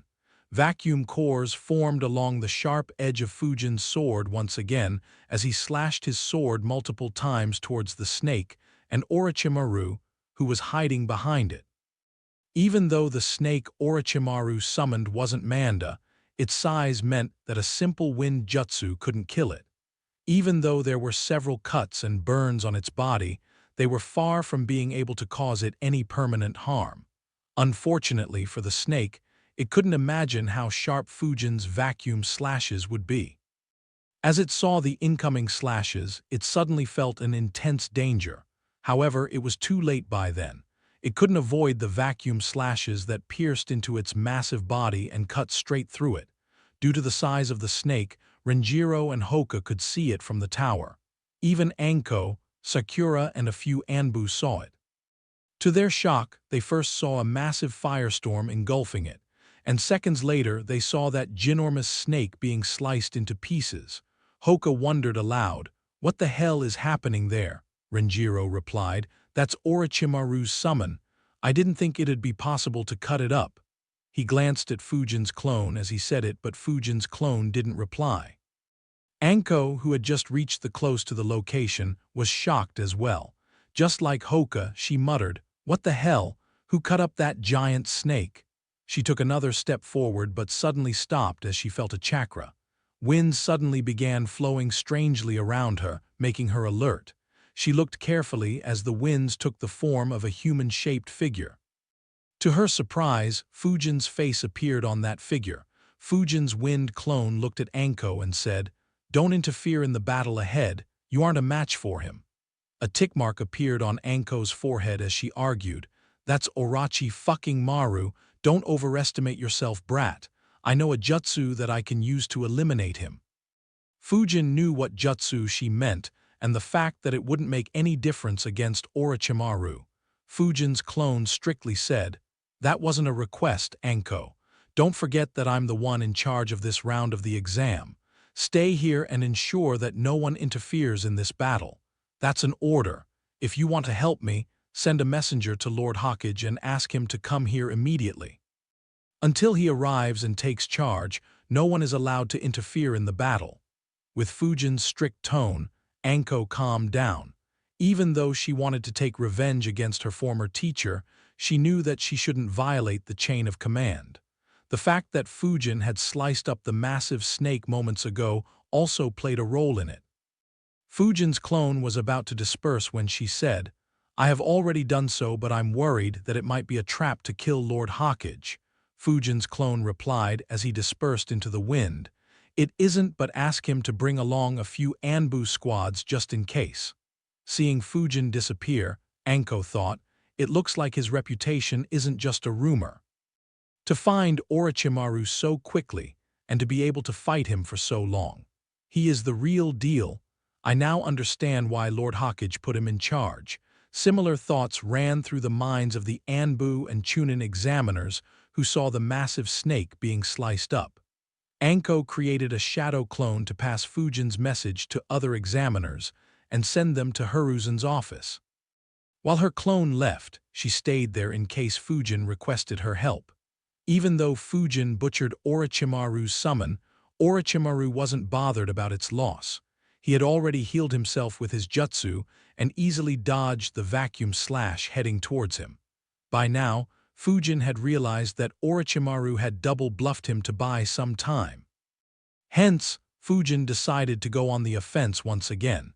He was about to flicker when he suddenly sensed a chakra trying to invade his chakra network. At the very next moment, Fujin disrupted his chakra, stopping Orochimaru's attempt at genjutsu. Fujin didn't even need a second to stop Orochimaru's genjutsu. However, that time was enough for Orochimaru to take the initiative. Fujin saw two shadow clones of Orochimaru slithering towards him at high speeds. In addition, he could sense his main body retreating for some distance. Orochimaru noticed that Fujin had snapped out of the genjutsu almost instantly and thought, since he was so good at ninjutsu, I expected his genjutsu to be weak. However, it looks like he has no trouble resisting genjutsu. It'll be difficult to put him under a genjutsu without a Sharingan. Fujin swung his blade at the incoming shadow clones, launching another vacuum slash. However, both dodged the attack easily. One of Orochimaru's clones exhaled a large amount of poison, and another used the great breakthrough jutsu to spread that poison. A frown appeared on Fujin's face as he thought. Even though I have learnt a lot about a frown appeared on Fujin's face as he thought. Even though I have learnt a lot about poisons in the last couple of months, I should be nowhere near his level in this aspect. I shouldn't let this poison float around. It'll be harder to detect it later, and I'll be in trouble if he is able to use it later on. Wind chakra flowed through Fujin's sword once again as Fujin swung it. Once again, Orochimaru's clones became alert and prepared to dodge the incoming attack. However, Fujin's sword didn't unleash the vacuum slash. Instead, a wind stream was created along the arc of Fujin's blade. The wind stream nullified the winds created by Orochimaru's clone while trapping the poison gas released by the other clone inside the winds and diverting it towards the sky. Two shadow clones suddenly appeared next to Fujin. One of Fujin's clones took control of the wind stream and ensured that all the poisons flew into the sky. While he did so, Fujin ignored Orochimaru's clones and went after his main body. Orochimaru's clones immediately gave chase but were stopped by Fujin's other clone, who stepped in their way. Orochimaru's clones became serious as they noticed an extremely unstable wind orb in the clone's hand. One of Orochimaru's clones asked with interest, "What's this jutsu? It almost looks like the fourth's Rasengan, but doesn't have the same amount of chakra or stability as it is made with the wind vacuum technique." To his surprise, Fujin's clone entertained him and said with a smile on his face, "This one is my own creation. Please critique it." He threw the wind orb towards Orochimaru's clones. Both the clones immediately got out of the way as they expected it to explode and be as fast as Fujin's other jutsus. To their surprise, the jutsu was extremely slow. Even a genin wouldn't have any issue dodging it.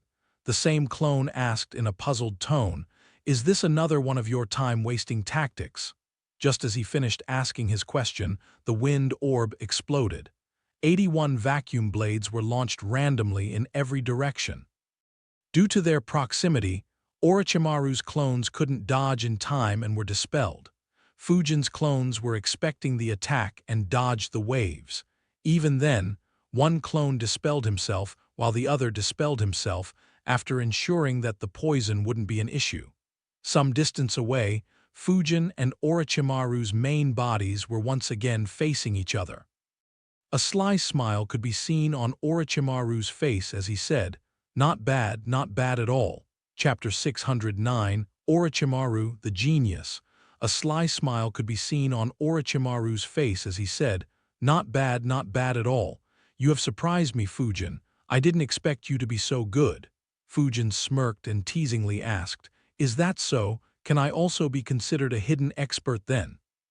Maybe you should stop slaving yourself in that mercenary organization and follow me. I'll have a chat with Gramps and ask him to cut you some slack for betraying the village. I might also give you one of my old swords since I broke yours." Having fallen for Fujin's words once, Orochimaru completely ignored any words that came out of Fujin's mouth.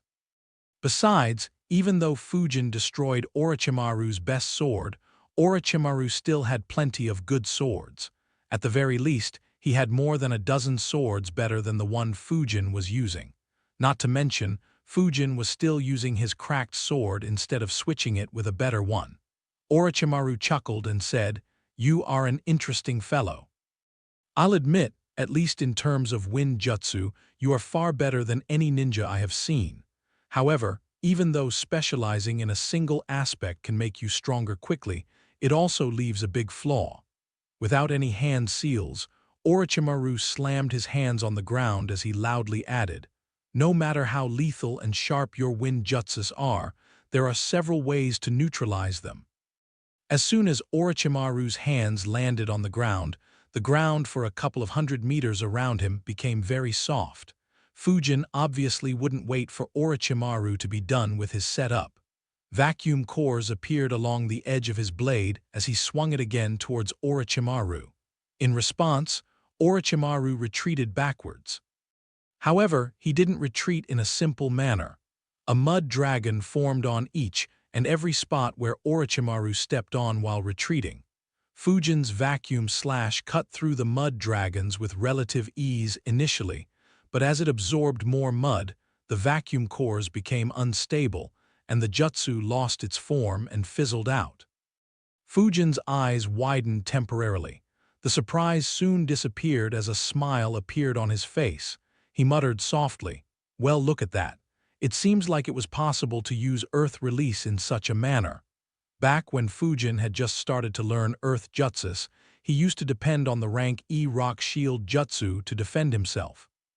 Back then, he had pondered whether he could create rock shields by stamping on the ground instead of slamming his hands on the ground. He felt that it would have been way more efficient, and he could create more defenses while on the move. Unfortunately, Fujin couldn't figure out how to do it. He had asked for Renjiro's help, but Renjiro couldn't do it either and asked Fujin to not waste his time on such things. Later, when Fujin learnt stronger jutsus, he stopped thinking about it and moved on. However, Orochimaru displayed a level far beyond what Fujin had envisioned. He wasn't creating simple rock shields and was instead creating mud dragons with every step. After the vacuum slash dispersed, the remaining mud dragons rushed towards Fujin from different directions and at different speeds so that they wouldn't fall prey to the same vacuum slash. Understanding their attack pattern, Fujin raised 2 fingers of his left hand. Vacuum blade cores formed on top of his fingers. When the mud dragons reached close to him, Fujin launched vacuum blades at the incoming mud dragons. One vacuum blade hit a mud dragon, destroying it. With one attack, Fujin had destroyed the dozens of mud dragons Orochimaru had created. However, he knew that it wasn't the end. If anything, Orochimaru's attack had just begun. At the very next moment, Fujin felt the soil under him moving. He quickly flickered backwards. At the very next second, hundreds of spikes formed where he was standing previously and were launched into the air. Fujin's new spot also came under threat, forcing him to dodge a few more times. Just like earlier, Orochimaru's attacks were to direct Fujin to a spot where he could attack more easily without allowing Fujin to counterattack. When the barrage of mud spikes finally ended, Fujin saw Orochimaru just a couple of meters away from him. Before he could go on the offense, Orochimaru had already attacked Fujin with the water dragon jutsu. In response, Fujin covered his left hand with wind chakra and waved it in front of him. A strong wind current appeared in front of him, blocking and dispelling the water dragon. At the same time, he began creating the vacuum cluster bullets core inside his mouth, while vacuum slash cores appeared on the edge of his sword. However, before he could attack, he immediately stepped to his left. A strong jet of water broke through the wind current he had created earlier. Fujin's eyes widened as he observed, "This almost feels like Tobirama's water release." However, it is probably lacking in power and speed compared to Tobirama. He kept moving as more jets of water were launched at him from a close range. After dodging twice more, Fujin shot the vacuum cluster bullet jutsu at the incoming water jet. As soon as he shot it out, the vacuum cores inside it separated, forming their own vacuum bullets. One of them hit the water jet and pierced through it, nearly reaching Orochimaru before the water filled inside the vacuum core and nullified its threat.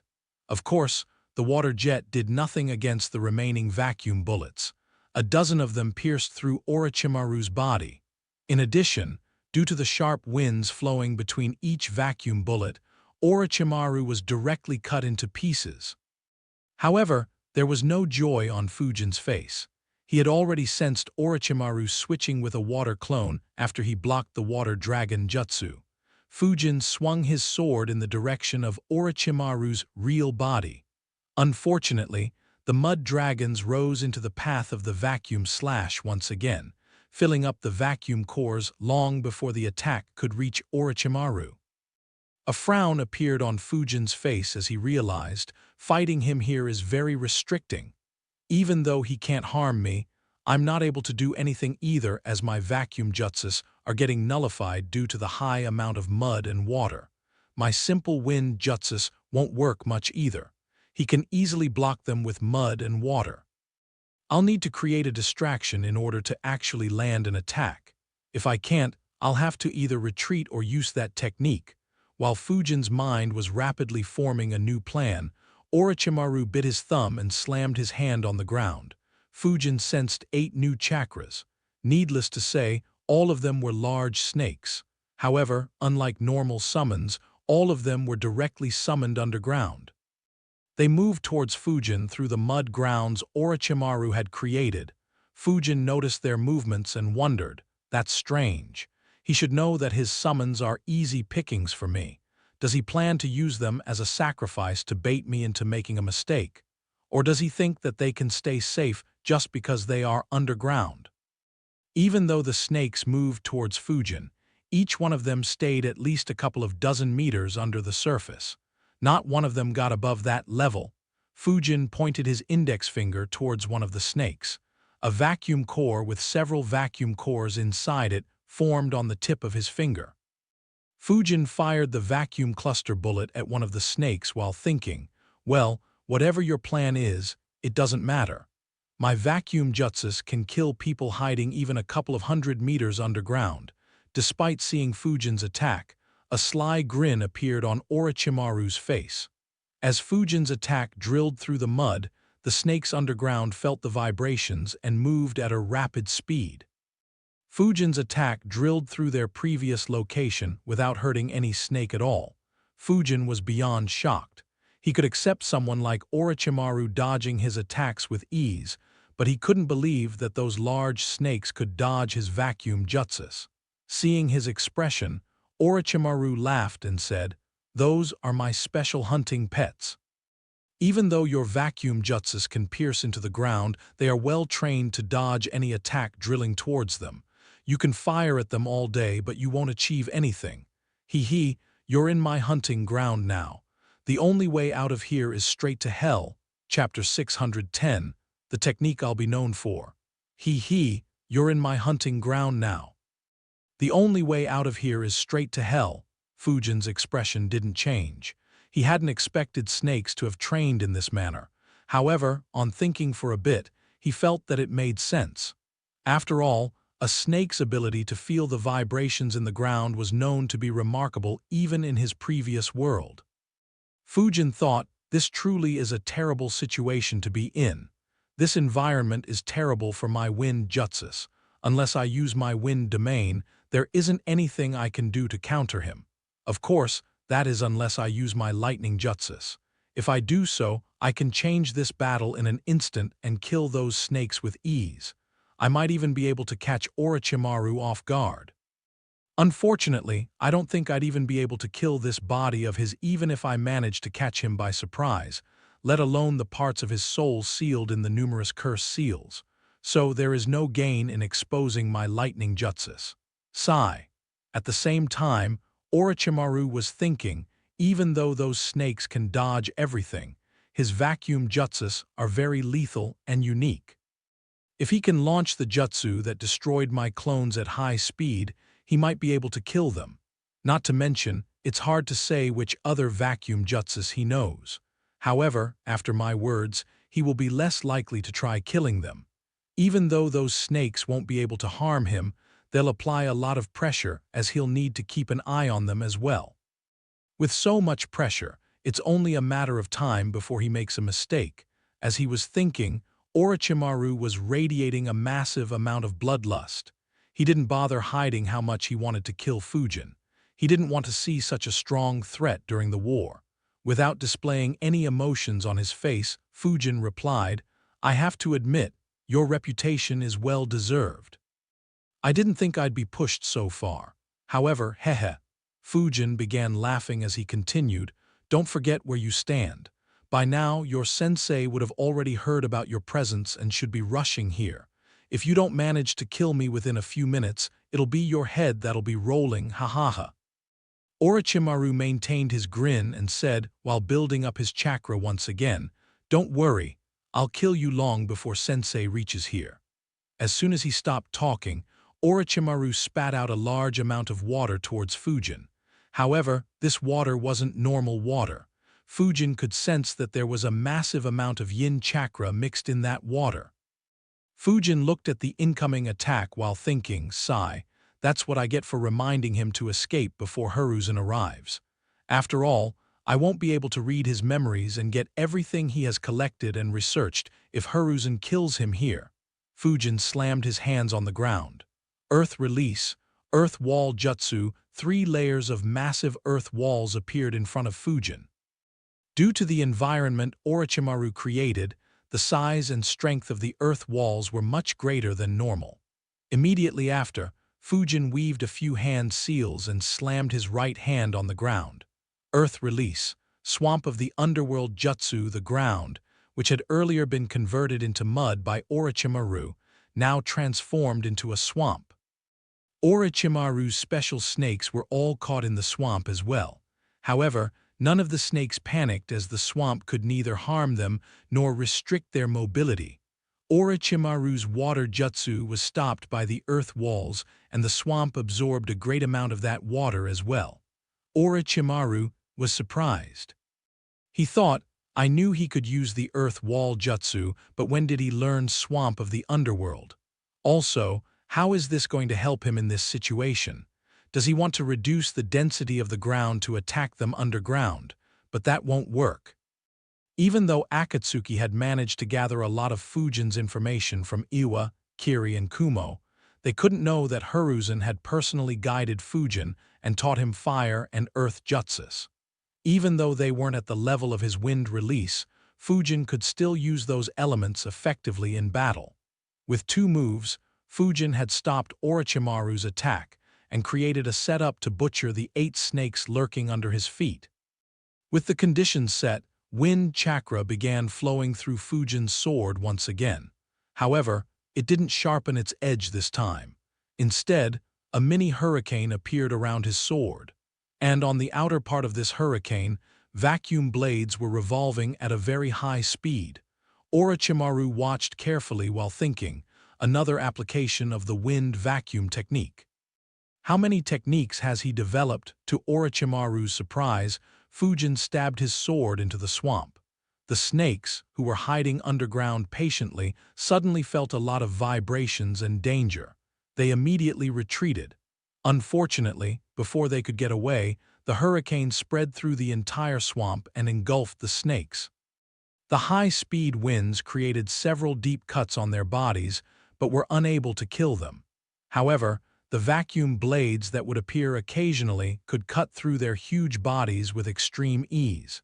In just a couple of seconds, the swamp under Fujin's feet was filled with the blood of the snakes. Slowly, their bodies would float to the top of the swamp. However, Fujin didn't have the luxury of waiting till then, as Orochimaru made his next move exactly when he was trying to kill the snakes. Even though Orochimaru was surprised by the tactic Fujin used, he wasn't fazed by the death of his pets. He thought, impressive.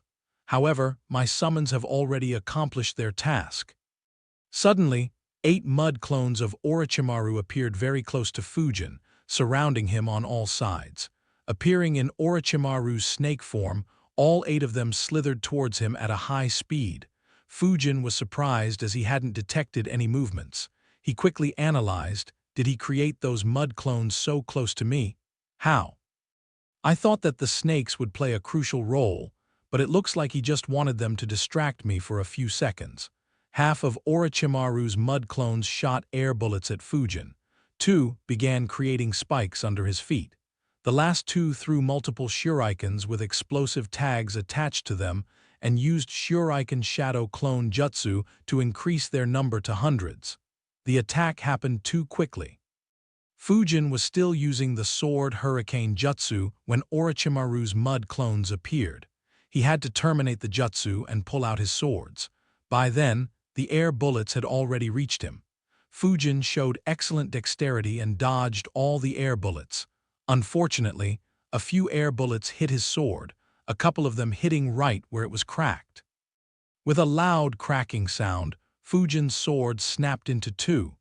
It was one of the 2 swords that Fujin had asked Hiruzen as a reward for ranking first in the academy. Though it took nearly 2 years for him to actually get the swords, it had stayed with him since then. Even though it was nowhere near the level of the sword of Kusanagi or the 7 swords of the mist, it was no less infamous as it was one of the twin swords with which Fujin had gained his nickname the Spectral Swordsman. Almost every ninja outside Konoha was aware of how it looked. Despite losing a sword that had been with him for years, Fujin had no time to take a second look at it.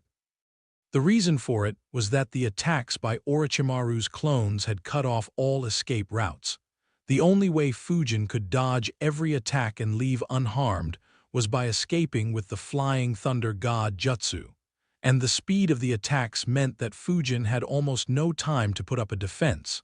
Fujin looked at the incoming attacks with a cold look and muttered to himself, "I guess it's time to make this technique public.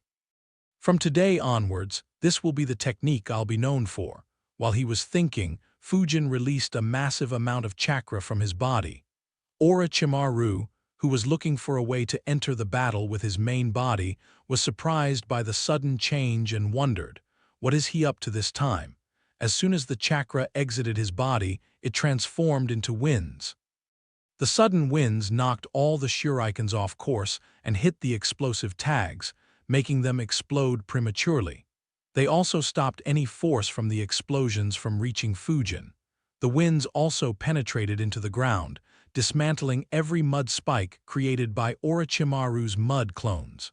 The air bullets dissipated as well and mixed with the winds. All this took place within a second of Fujin releasing his chakra into the air. In the next second, sharp wind blades appeared out of thin air around Orochimaru's mud clones and chopped them up.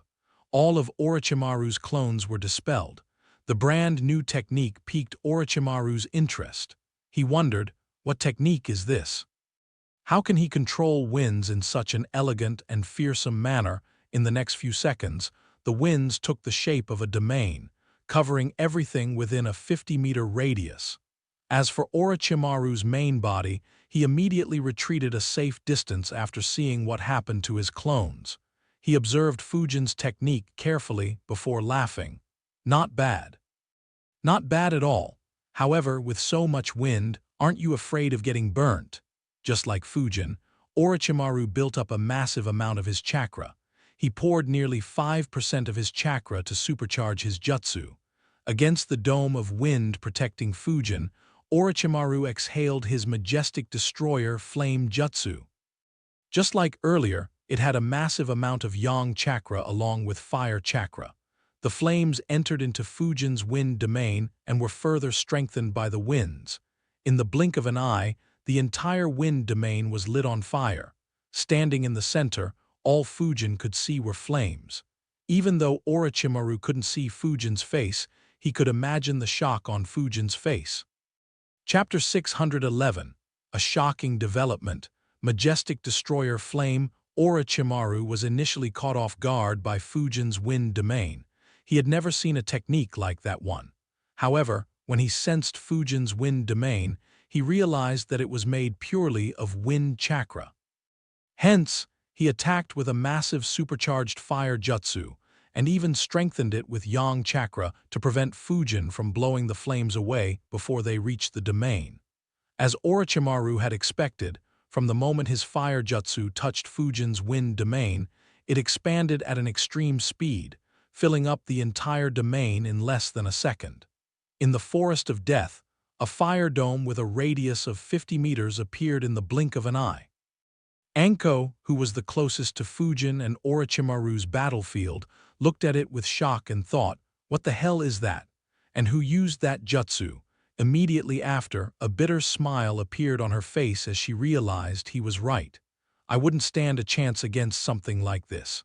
Even after all this time, I'm still not capable enough to take my revenge."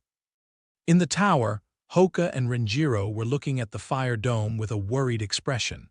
They weren't sure if it was Fujin's jutsu or if it was something Orochimaru used. They glanced at Fujin's clone, but his face didn't display any emotions. Around 1.5 kilometers away from the fire dome, 3 genins were standing on a branch and looking towards the fire dome. Lee asked, "Neji, can you see what is happening there?" Neji's squad was initially farther from the battlefield.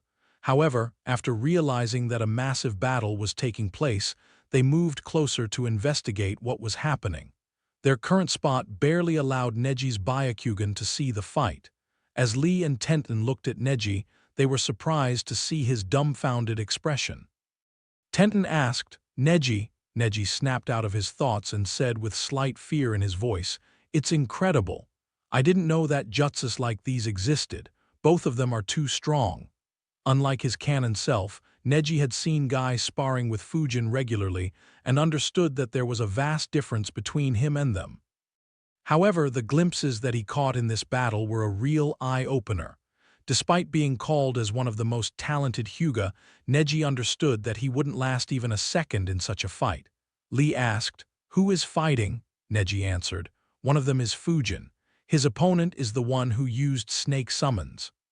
From his abilities and appearance, I'm afraid that Fujin is fighting Orochimaru, one of the 3 legendary Sanins." Lee asked in surprise, "What? It's Fujin?" As expected of someone who spars regularly with Guy-sensei. Neji shook his head and said, "His spars with Guy-sensei were a joke compared to the abilities he is displaying. Fujin is far stronger than I imagined. However, he is in trouble right now. His opponent is too strong. Being trapped in such a devastating flame, I'm not sure whether he can survive." Around 2.3 kilometers from the fire dome, another squad was sneakily looking at the fire dome.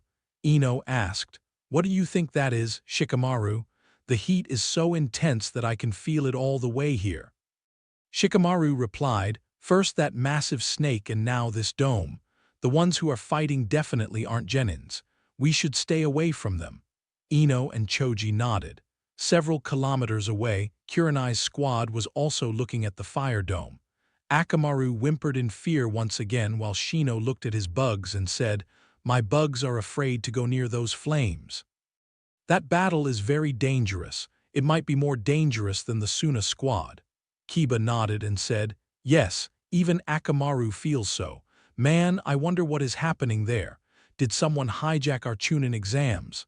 Some distance away from them, Ross's children were standing on top of trees and looking in the direction of the fire dome as well. Understanding the intensity of the battle, Gaara became excited.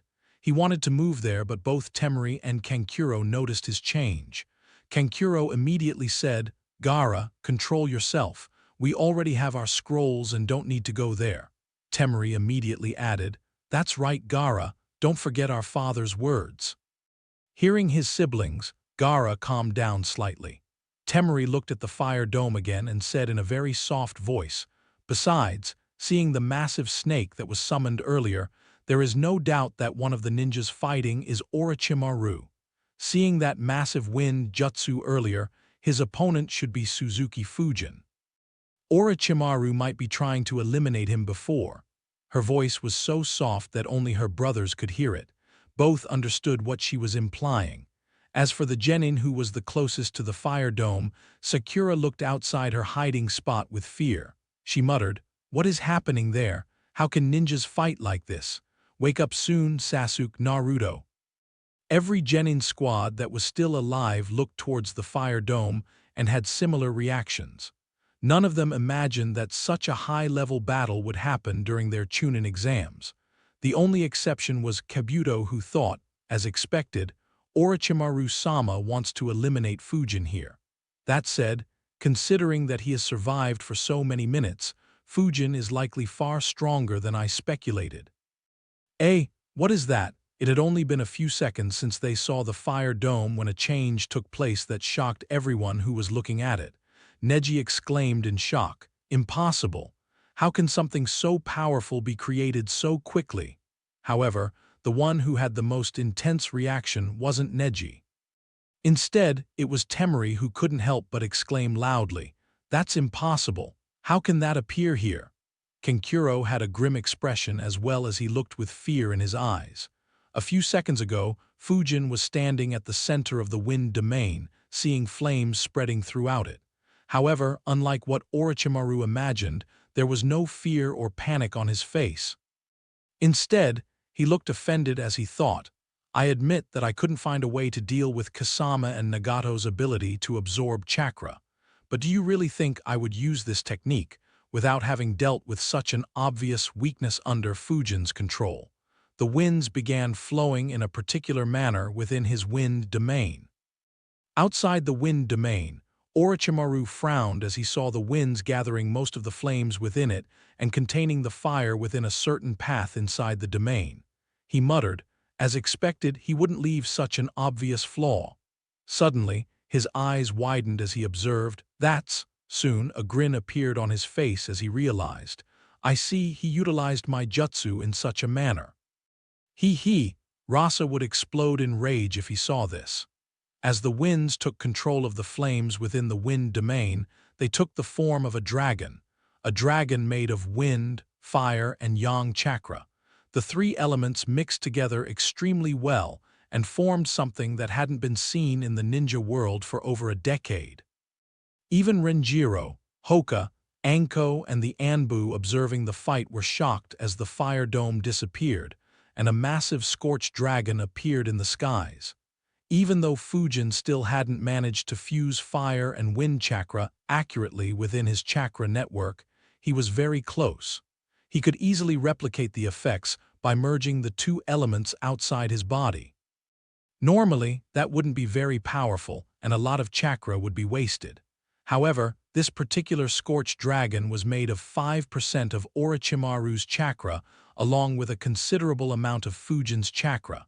As a result, its scale was massive. Fujin looked straight at Orochimaru, who stopped being playful and raised his guard to the limit. It didn't take a genius to know what Fujin's next move would be.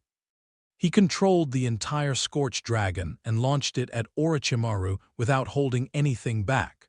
Water release, exploding water shock wave jutsu, the size of the dragon meant that there was no way to completely avoid the attack. Orochimaru needed to defend. He used another 5% of his chakra to supercharge the water jutsu and strengthen it with yin chakra to restrain his yang chakra. The scorched dragon slammed into the massive waves. A large amount of water turned into steam as the scorched dragon drilled right through it. Its power weakened, but not by much. Orochimaru bit his thumbs and slammed both his hands into the ground. Summoning jutsu, triple Rashomon, 3 massive gates appeared in front of Orochimaru. The scorched dragon crashed into the first gate and its head exploded. The explosion destroyed the first gate, nearly destroyed the second gate, and caused some damage to the last gate. However, the gate stopped the explosion from reaching Orochimaru, and he just felt the heat waves. Of course, that wasn't the end of it. After all, the scorched dragon's body was huge and was over 100 meters long. Its remaining parts split into 2 and moved around the gates. Orochimaru cursed, "Damn, I shouldn't have put so much chakra into the majestic destroyer flame." He immediately flickered away. Orochimaru had already anticipated that he wouldn't be able to block the scorched dragon head-on. He just wanted to reduce its power so that he wouldn't take too much damage from it. Even though the Scorched Dragon had evaporated a lot of the water from his previous jutsu, most of the water was still remaining and had spread evenly in every direction. Orochimaru immediately took cover behind it as the remaining Scorched Dragon exploded, releasing intense heat waves in every direction. Chapter 612, Leaving a Scar. As the remaining Scorched Dragon exploded, an intense heat wave spread in every direction. Orochimaru quickly put up a couple of additional defenses, but the heat still pierced through all his defenses and hit him. His entire body felt the scorching heat. Several burns appeared on him, but the injuries weren't serious enough to affect his strength. The heat also moved towards the wind domain, but Fujin moved the winds to avoid getting hit. The trees nearby weren't as lucky. The scorching heat caused every tree in a 500-meter radius to light up. Several trees beyond it were also affected. The ninjas who were within 3 kilometers of the explosion also felt the heat wave. Thankfully, it was no longer dangerous. Had it been as intense as what Orochimaru had to endure, the future would have completely changed and Fujin would have attracted a lot of trouble. Regardless, the heat made everyone realize just how crazy the battle was. Orochimaru breathed a sigh of relief as he thought, what a ridiculous technique. He immediately stopped thinking about the Scorched Dragon, turned to his left and prepared himself for a battle. Without giving Orochimaru any time to rest, Fujin pushed on the offense. Despite being over 150 meters away from Orochimaru, Fujin reached him in the blink of an eye thanks to the assassin's rush jutsu. Orochimaru relaxed on seeing that Fujin wasn't holding a sword and thought, strange, why did he leave the domain he had created? I thought he'd hide inside it until Hiruzen came. Also, doesn't he have any other sword? Fujin's strange action made Orochimaru raise his guard even more. However, he didn't have any time to think about it deeply or use a jutsu. To Orochimaru's surprise, Fujin didn't use any jutsu and attacked him with a simple punch. Orochimaru easily blocked it and attacked back while thinking, does he want to compete against me in taijutsu to take advantage of the burns on my body? To Orochimaru's surprise, the speed of Fujin's arms and legs was boosted by small blasts of winds that Fujin was creating. It was an advanced application of the assassin's rush jutsu. His speed caught Orochimaru by surprise as Fujin diverted Orochimaru's attack successfully and pulled his right fist back. Orochimaru's eyes widened as he finally understood what Fujin was planning. He immediately flickered backwards, but winds blasted behind Fujin at the same moment. Assisted by wind blasts, Fujin's speed was faster than Orochimaru's flickering speed. A chakra-concentrated punch, whose speed had been increased several times by wind blasting behind Fujin's elbow, landed on Orochimaru's chest. Like a broken kite, Orochimaru flew for a couple of 100 meters, crashing through several large trees before his speed reduced just enough to not break through the trees.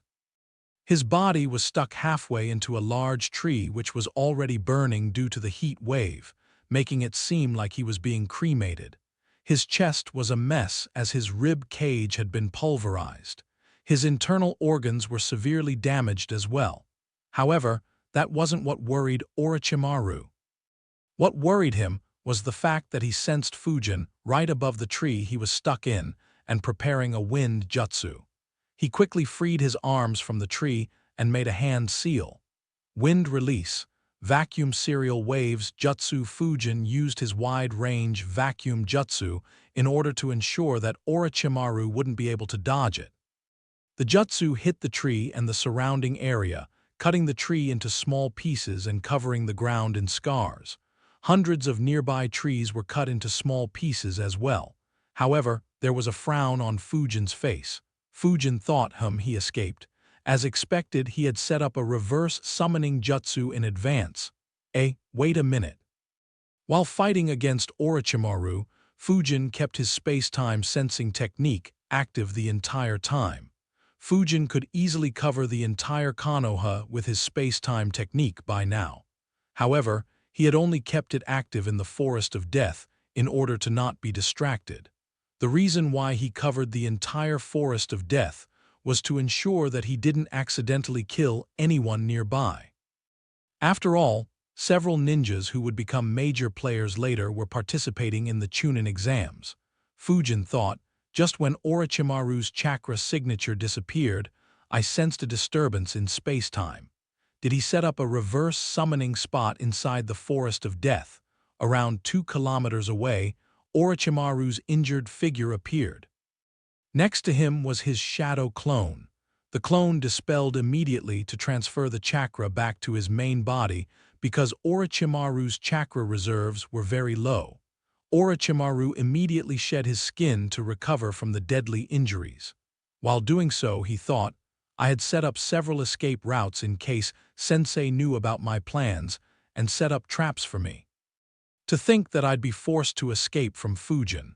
Killing intent flashed through his eyes as he quickly analyzed the reason for his defeat. He immediately concluded, I underestimated the brat. He's the real deal. With unrivaled control over the wind, never-ending applications of the wind vacuum technique, and a strength that is under only Tsunade's, he is very strong. However, he still isn't at my level. The reason why I lost was simply because I lacked information. If we fight again, I won't suffer repeated blows.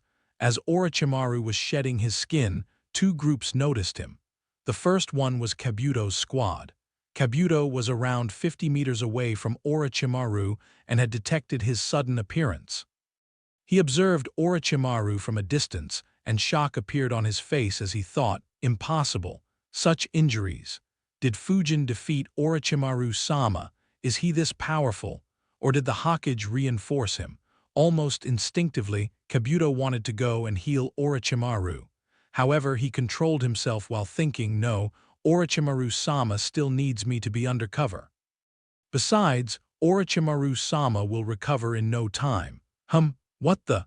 The second group that saw him was Team Asuma. They were 50 meters away from him as well but were on the other side. Since they were standing on branches, they could easily see the disgusting thing that Orochimaru did. Ino exclaimed softly in shock and disgust. What the hell? Did a person crawl out of his mouth? That's so disgusting. Choji felt nauseated as well at that sight. Only Shikamaru had a serious expression as he recognized Orochimaru's face. He quickly said in a quiet voice, both of you quickly hide. Don't let him see us. Ino and Choji were surprised by how grave Shikamaru's voice was. Orochimaru had already sensed both groups but didn't pay attention to any of them. He continued thinking, unfortunately, I don't think I'll get another opportunity to fight him before my assault. During the assault, I'll be busy dealing with Sensei. Who will fight him then? Orochimaru suddenly felt a movement behind him. He quickly turned his head to see what was happening. His eyes widened. A massive wind dragon was heading towards him, destroying everything in its path. It reached him in the blink of an eye. However, before it could hit him, Orochimaru disappeared once again. With nothing stopping it, the wind dragon continued moving forward through the Forest of Death. Shikamaru, Choji, and Ino's eyes popped out in shock and surprise as the massive wind dragon plowed through the area where Orochimaru was. They saw as the dragon disappeared out of their sight, leaving a trail of destruction behind it. A massive 12-meter wide and 4-meter deep canal now existed in front of them. As for its length, they couldn't see where it started nor could they imagine where it would end. As the wind dragon moved, every tree and animal in its path was annihilated. A few genin squads saw it and were terrified. Temari and Kankuro's eyes widened as they saw the wind dragon heading in their direction. They quickly moved a few meters to their left. Thankfully, the wind dragon didn't change its direction and continued moving forward. It only stopped after reaching the other end of the Forest of Death. Renjiro and Hoka, who had the clearest view, were left dumbfounded as they witnessed a new 12 kilometers long channel being formed in the Forest of Death by a single jutsu. The reason why the wind dragon was so powerful was pretty simple. Once Fujin unleashed his chakra to form the wind domain, He couldn't take the chakra back. Since Orochimaru had escaped, the wind domain had become meaningless. So, Fujin simply used all the remaining chakra in the wind domain to create a massive wind dragon. Fujin appeared where Orochimaru had reversed summoned to and thought. His chakra signature disappeared again. However, I didn't sense any other disturbance in space-time. It looks like he was reverse-summoned out of this training ground. Fujin let out a long breath. He stretched his body slightly and muttered to himself, "Now that was a good fight." Chapter 613. A Shocking News. Fujin let out a long breath. He stretched his body slightly and muttered to himself, "Now that was a good fight. If only I could have these more frequently." However, I exposed too many of my secret techniques, and I lost one of my swords as well. Though replacing the sword wouldn't be an issue, the next battle against Orochimaru won't be easy. That said, Hiruzen will be the one facing him next. Even though he is no longer at his peak, Hiruzen is much stronger than what I remember from the original story. I won't be surprised if he's able to kill Orochimaru and seal the Senju brothers without having to resort to the dead demon-consuming seal. Anyway, irrespective of whether Hiruzen kills or cripples him, Orochimaru wouldn't be a match for me even if I tell him all my secrets. So there is no need to worry about him. The only issue is if he leaks my abilities to Akatsuki. Thankfully, I still have several hidden cards in my arsenal. Back when Fujin created his wind domain, he had decided to use it as his go-to jutsu. It'd be his equivalent of the Tsuchikige's dust release or the Reikige's lightning chakra mode. He didn't intend to keep it secret. The technique was strong enough to be impactful even if everyone knew about it. Fujin turned his head and looked to his right. He had sensed someone looking at him very carefully.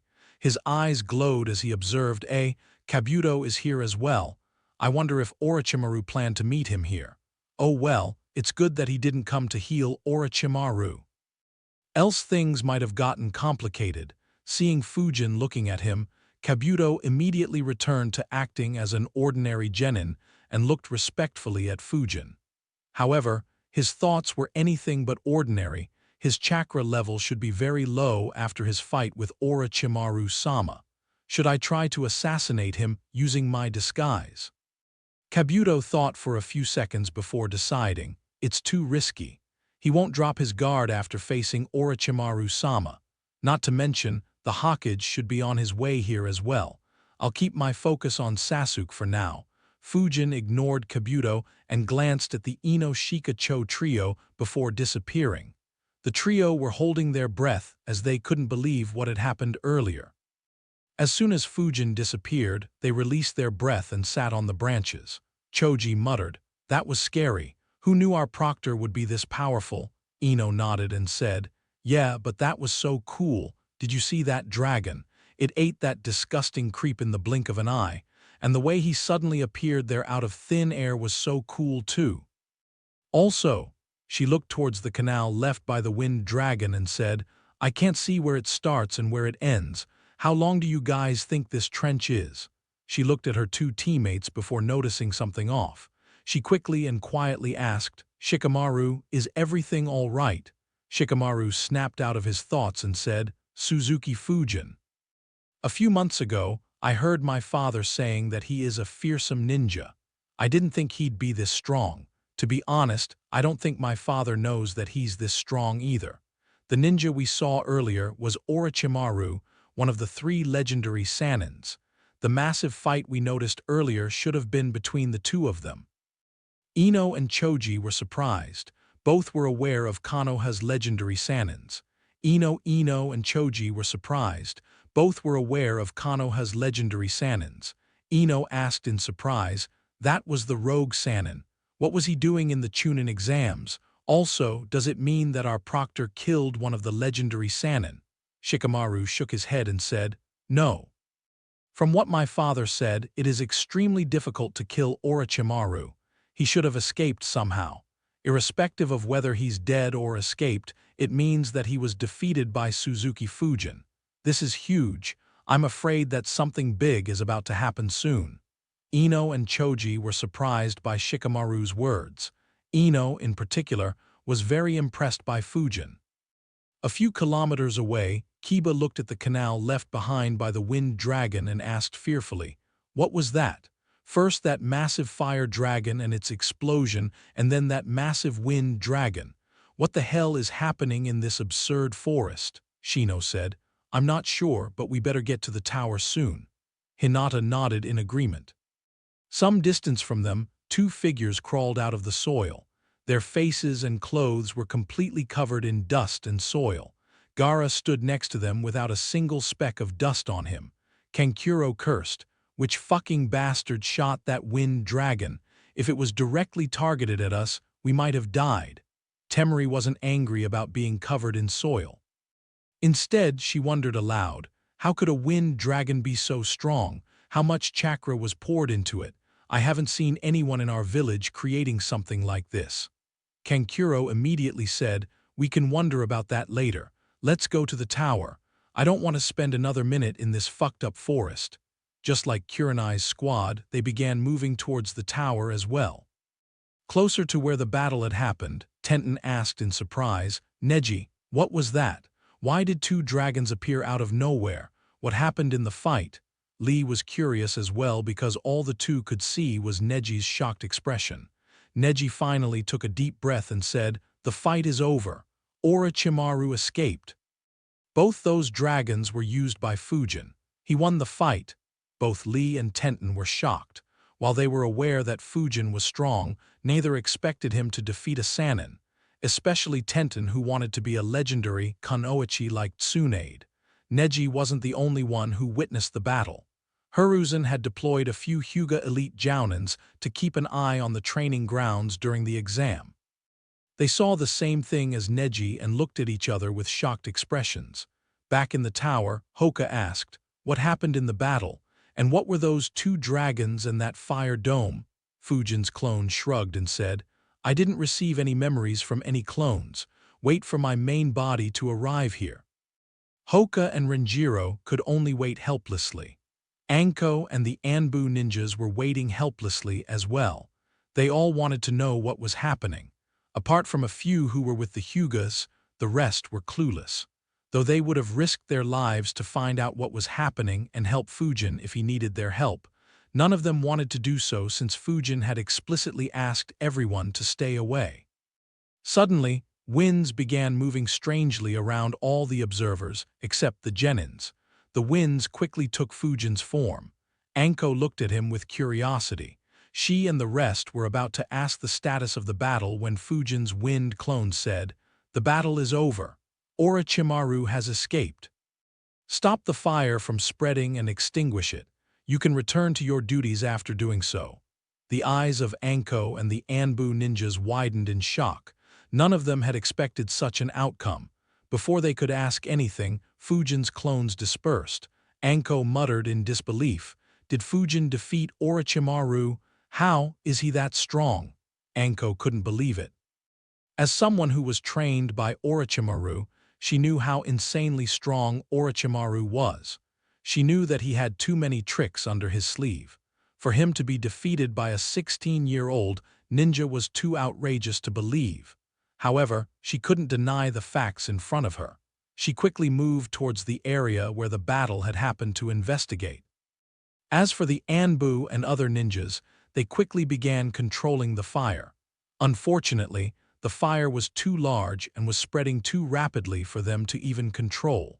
On realizing that, they sent a ninja out to ask for ninjas who could use water jutsus to reinforce them. The remaining ones tried their best to slow down the speed at which the flames were spreading. Except for a few, most of the genins stayed on guard and didn't make any moves as they weren't sure what was happening in the forest. None of them wished to be caught amid such an intense battle and lose their lives pointlessly. Meanwhile, Fujin returned to the tower and stepped onto the balcony where Hoka and Renjiro were standing. He dispelled his clone, getting all of his memories. Renjiro and Hoka looked at him in surprise. Neither expected him to return there so quickly considering who his opponent was. They could see that Fujin's breathing was rough. In addition, his clothes were torn in a few spots. However, there were no injuries on him. There was some blood on his clothes, but the two experienced ninjas could easily see that it didn't belong to him. Renjiro asked, "Well, what happened there?" Chapter 614, Hiruzen arrives.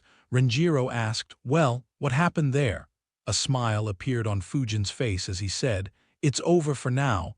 Orochimaru escaped." Shock appeared on both their faces. Neither expected such a result. Fujin continued, "The fire dome was due to Orochimaru trying to take advantage of my jutsu.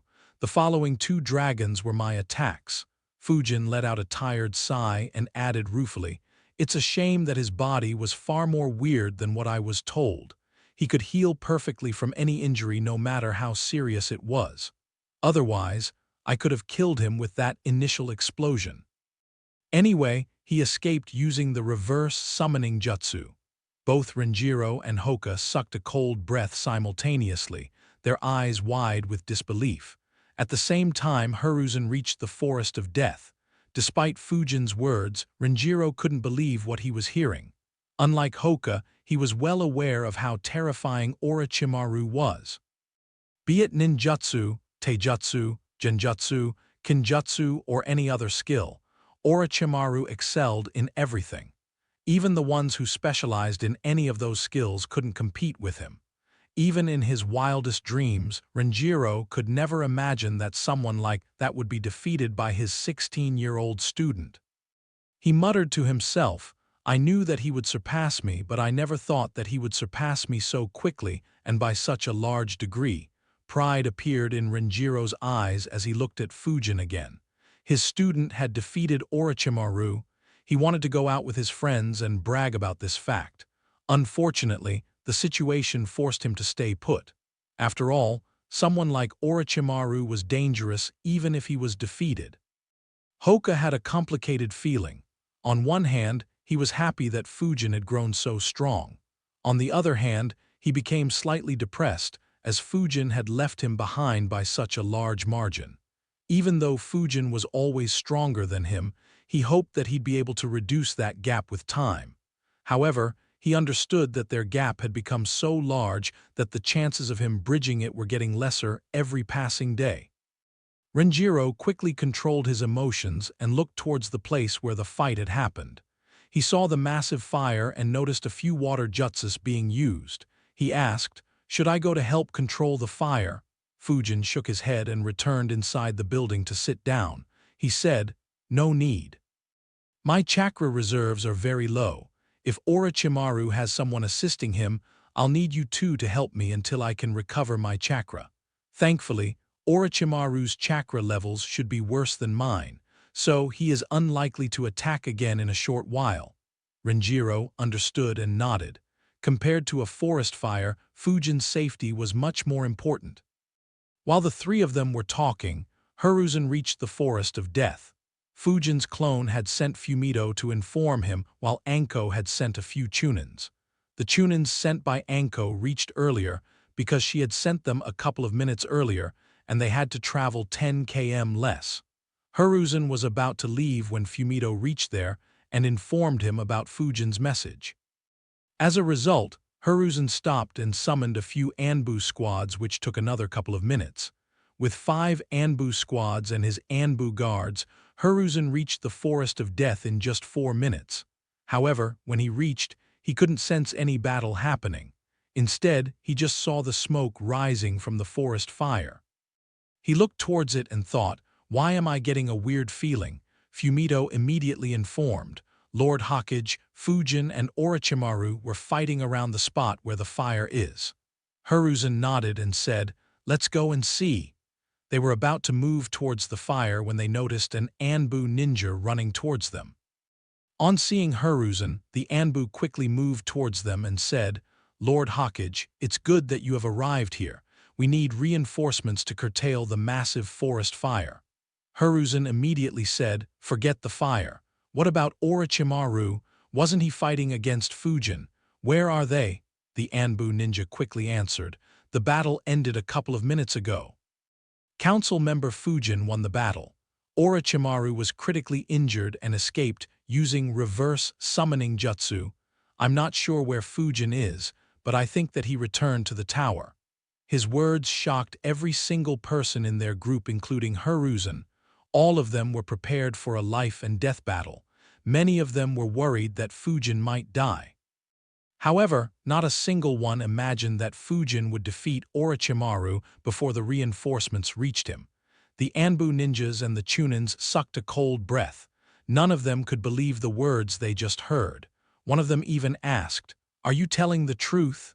The Anbu ninja reporting wasn't surprised by their disbelief. In fact, he couldn't believe it either. He just nodded. Hiruzen said, "That's enough time wasted. Regardless of how it happened, this is great news for us. Let's move. I'll meet with Fujin and ask how their battle went." He turned his gaze towards the Anbu who had reported the news and said, "No need to look for any ninjas specializing in water manipulation. Follow me." Without wasting any time, Hiruzen began moving towards the massive fire. The remaining ninjas quickly followed him. Within a few seconds, they reached the massive flames. Hiruzen activated his chakra field and observed, they are trying to stop the fire from spreading deeper into the training ground. However, they have completely given up on the other side. It looks like there is no ninja who is good at water manipulation in their ranks. Suddenly, 4 shadow clones appeared next to Hiruzen. They quickly moved in different directions. Since they were coming from the edge of the forest, the ninjas, who were trying their best to stop the spread of fire, were on the opposite side. Despite their best effort, they had only managed to slow down the spread of flames slightly. Water release. Great waterfall jutsu. Hiruzen and his 4 clones used the jutsu simultaneously. They spat a massive amount of water. It was almost as if 5 dams were opened and water was allowed to flow unrestricted. To the surprise of the ninjas on the other side, a massive amount of water began flowing into the flames from the opposite side. It doused over half of the flames. The ninjas, who were running alongside Hiruzen, watched him with veneration. What they couldn't see was that there was a frown on Hiruzen's face. He wondered, why does it feel like these flames were started by scorch release?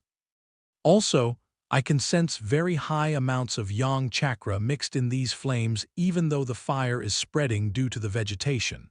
No wonder I couldn't douse all the flames in one go. Even though Hiruzen couldn't extinguish all the flames, his jutsu had left a lot of water behind which other ninjas could control. He instructed, "You guys stay here. Extinguish these flames. Come to the tower once you are done." Hearing his words, everyone apart from his guards stopped following him and focused hearing his words. Everyone apart from his guards stopped following him and focused on the flames. Hiruzen continued moving towards the tower. He had only moved a few hundred meters when Hiruzen noticed something odd once again. His eyes widened as he noticed a massive new canal in the Forest of Death. He stopped temporarily and wondered, what the hell happened here? Who created such a canal? Did Orochimaru get an even larger summon than Manda? But why would the canal be straight if it was created by a snake? In the tower, Hoka asked, "By the way, what was that fire dragon jutsu you used?" It didn't feel like normal fire jutsus. The heat it radiated was far more intense. It almost reminded me of your and Miko's combination jutsu, but this one seemed a lot more intense. Before Fujin could answer, Renjiro said, "It looked like the Scorch Kekkei Genkai. I didn't expect that you'd actually manage to fuse fire and wind chakras to create this Kekkei Genkai." Fujin shook his head and said, "I can't use Scorch Release. I just combined Orochimaru's fire jutsu with my wind jutsu. His jutsu also had a lot of yang chakra. Somehow, the merger of our jutsus created an effect that was very similar to Scorch Release. Unfortunately, the amount of chakra we used was very high.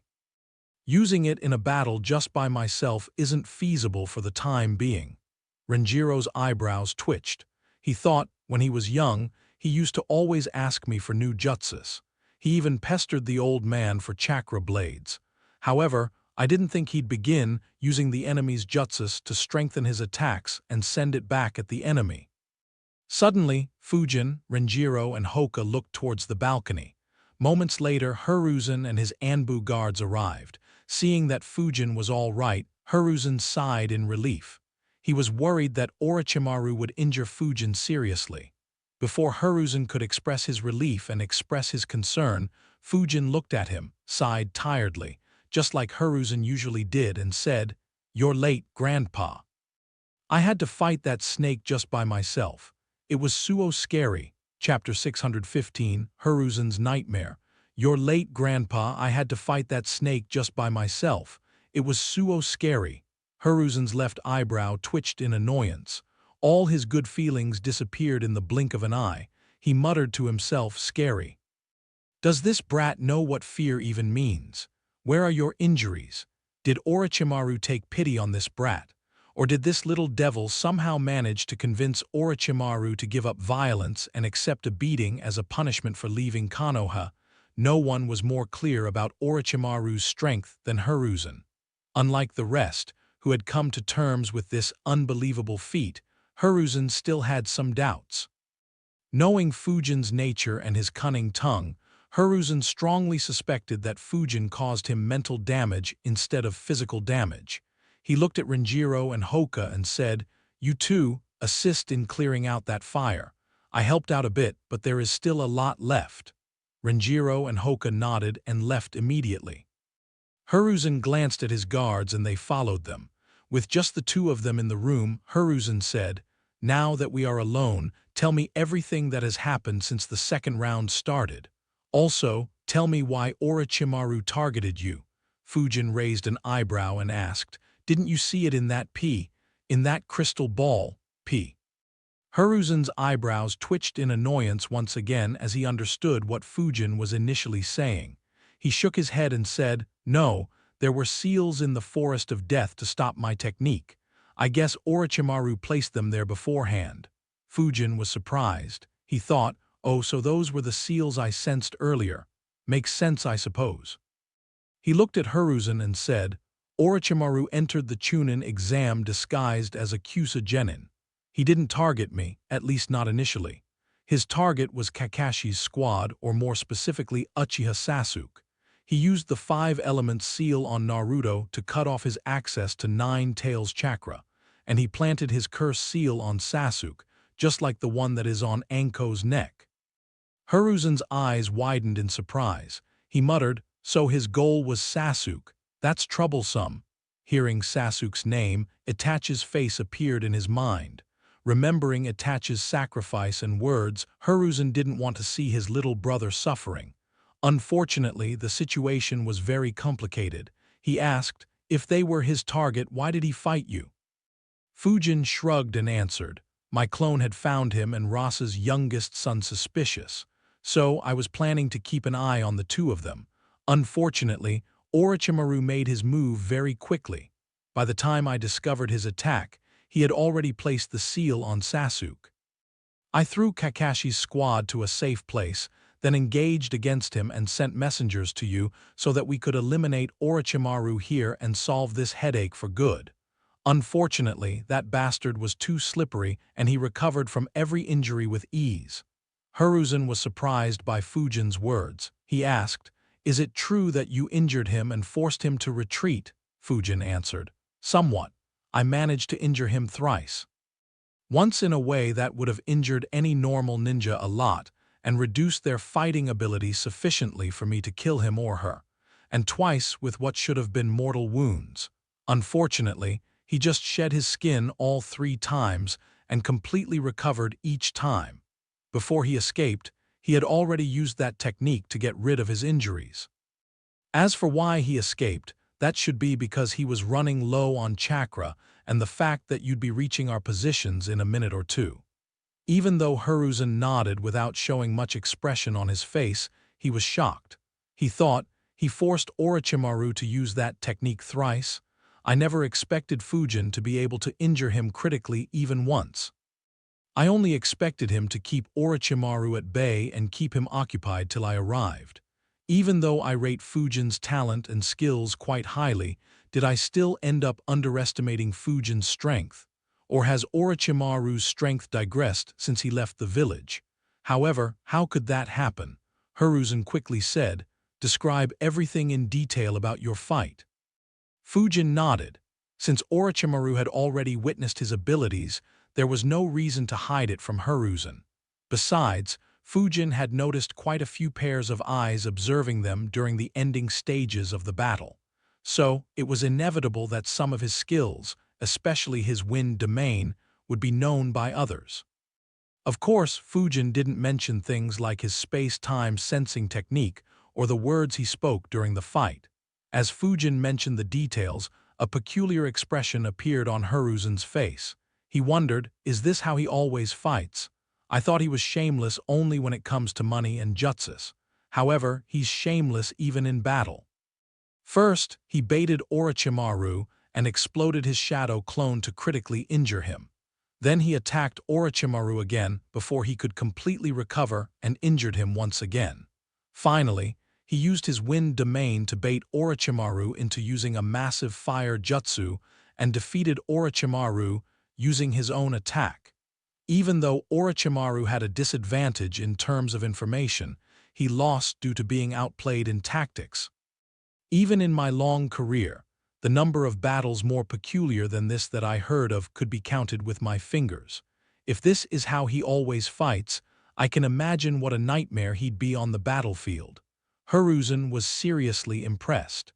Despite following Fujin's progress for over 6 years, this was the first time Hiruzen asked Fujin to describe his battle. Before this, he hadn't seen much of Fujin's combat prowess. The only time he witnessed Fujin fighting was during the short clash against that unlucky Suna squad that had infiltrated the Land of Fire and attacked their camp. With this new information, Hiruzen began looking at Fujin in a new light. Hiruzen was lost in thoughts when Fujin suddenly said, "Oh right, I almost forgot.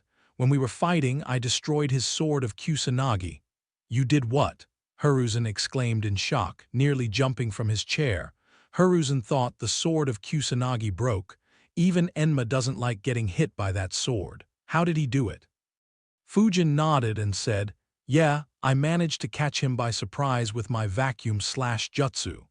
Immediately, Fujin's expression became sad and depressed. A seal lit up on his bracer and his broken sword appeared as he said, "Unfortunately, doing so destroyed my sword as well. It has been nearly 5 years since I have been using this sword. I didn't expect it to be broken today." Hiruzen's left eye twitched as he said inside his mind, "You destroyed the sword of Kusanagi with this ordinary sword and are still complaining about it. Shit. Wait." Suddenly, Hiruzen had a terrible feeling. His eyes widened as he realized what it was. Unfortunately, before he could do anything about it and save himself, Fujin said, "Could you arrange for a better sword to be made for me? This time, I want the sword to have more chakra metal instead of using it miserly. And it'll be best if the sword is as strong as Orochimaru's sword of Kusanagi.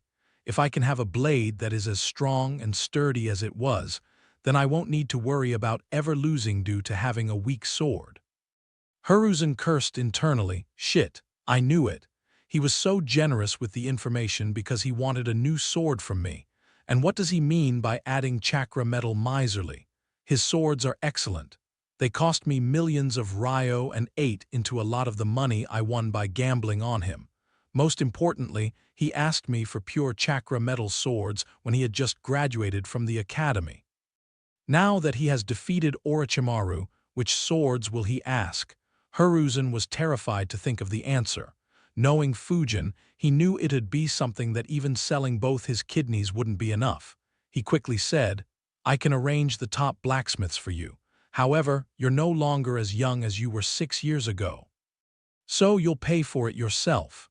With a smile on his face, Hiruzen added, "Back when you graduated, I knew that your future would be bright. It was why I didn't mind the costs and got the swords for you. However, I never expected that you'd be able to deal with Orochimaru so quickly. Great job, Fujin. I'm proud of you. I'm happy that the will of fire burns strong within you. You are a role model for the younger generation." Not wanting Fujin to shamelessly ask Hiruzen to pay, Hiruzen quickly changed the subject and began praising him so that Fujin would feel awkward asking the village to sponsor it. Unfortunately, Fujin had trained in shamelessness from none other than him. Fujin smiled and said like an obedient youngster, "Thank you, Grandpa." Hiruzen smiled, thinking, "I'm Saf." Unfortunately, even before he could complete his thoughts, Fujin's smile changed into a helpless one as he continued, "Unfortunately, I can't afford to make a good quality sword by myself. I have been busy looking after the orphans and no longer have much time to go on missions. As a result, my funds have been drying up very quickly. I'm afraid I won't even be able to afford my current swords." Chapter 616, Taking Advantage of a Perilous Situation. Hiruzen was left speechless by Fujin's sorrowful words. He wondered, "You are poor. Since when? And what do you mean by taking care of the orphans? My Anbu ninjas look after them. I'm paying for all their expenses. You only train the ones with Kekkei Genkai and only send a clone to train them. Not to mention, you stopped going on missions long before I gave you the orphans." Hiruzen wanted to vent his frustration at being played around by Fujin. Unfortunately, he knew that those words couldn't be spoken aloud. He could only swallow his words and frustration. However, if Hiruzen knew that Fujin had plundered hundreds of millions of ryo from corrupt and vile nobles and had that money with him, how would he have reacted? Hiruzen sighed in his trademark manner and said, "Fujin, the village finances are tight for the time being. You know it since you saw the village budget. It is difficult for me to arrange such funds." Fujin tilted his head and immediately said, "The village will earn around 4 to 5 billion ryo by selling the land around the guidance hall. Along with the other sources of income, I don't think you'll need to worry about funds for a few years at least." Once again, Hiruzen didn't know what he should reply. After all, what Fujin said was true. Had it been anyone else, they would have tried to profit at least 500 million ryo from that proposal. They would have let the council members profit by 1.5 billion ryo and left the remaining to the village. It was how things normally happened. However, Fujin gave everything to the village. Hiruzen sighed internally, thinking, he's right. The village will profit heavily due to it. So the village sponsoring his sword wouldn't be improper, especially considering that he defeated Orochimaru. However, he looked at Fujin and thought, it looks like expecting him to be completely selfless was too much. Though to be fair, he couldn't have known that he would fight Orochimaru and break his sword. I guess he just took advantage of the situation. That said, it is possible that he acted that selflessly just so that he could make me pay for his expenses in the future. Hiruzen became worried, thinking that Fujin would keep using this reason and ask him to keep paying in the future. Fujin continued looking at Hiruzen and thought, wow, he's so deep in thought. If it wasn't so fun to make him pay, I wouldn't have minded paying for it myself. Even though Hiruzen would have been suspicious about how I gained so much money, he wouldn't have looked into it and just been happy that I wasn't making him or the village pay. Unfortunately, I couldn't think of any jutsu I could ask from him. Otherwise, I'd have asked him for a jutsu and paid for the sword myself. The only one that comes to mind is Edo Tensei Jutsu, but Hiruzen won't give it to me. The only way I could ask for it is if he survives against Orochimaru. Even then, it is highly unlikely that he'll give me that jutsu. Hiruzen resigned himself to the fact that he couldn't deny Fujin's request.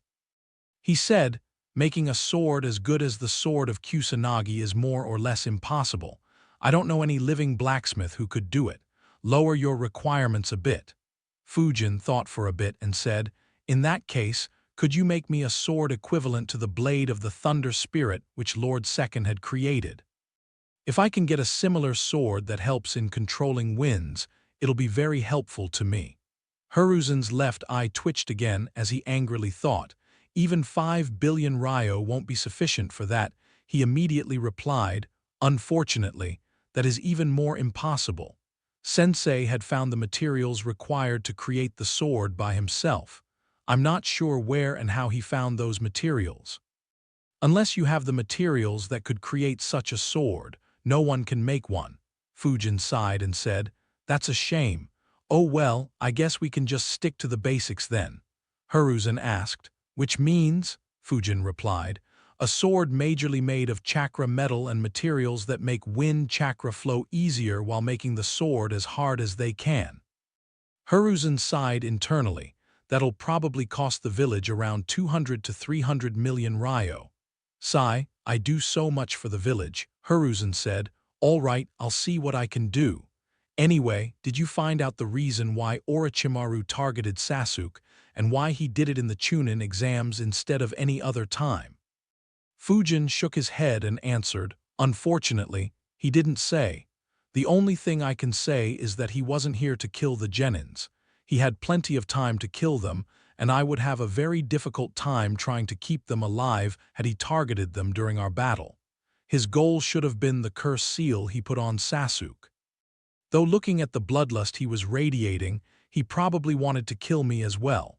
Unfortunately, I don't know much about the seal on Sasuke's neck other than the fact that it looks similar to the one on Anko's neck and gives out the same sinister vibes.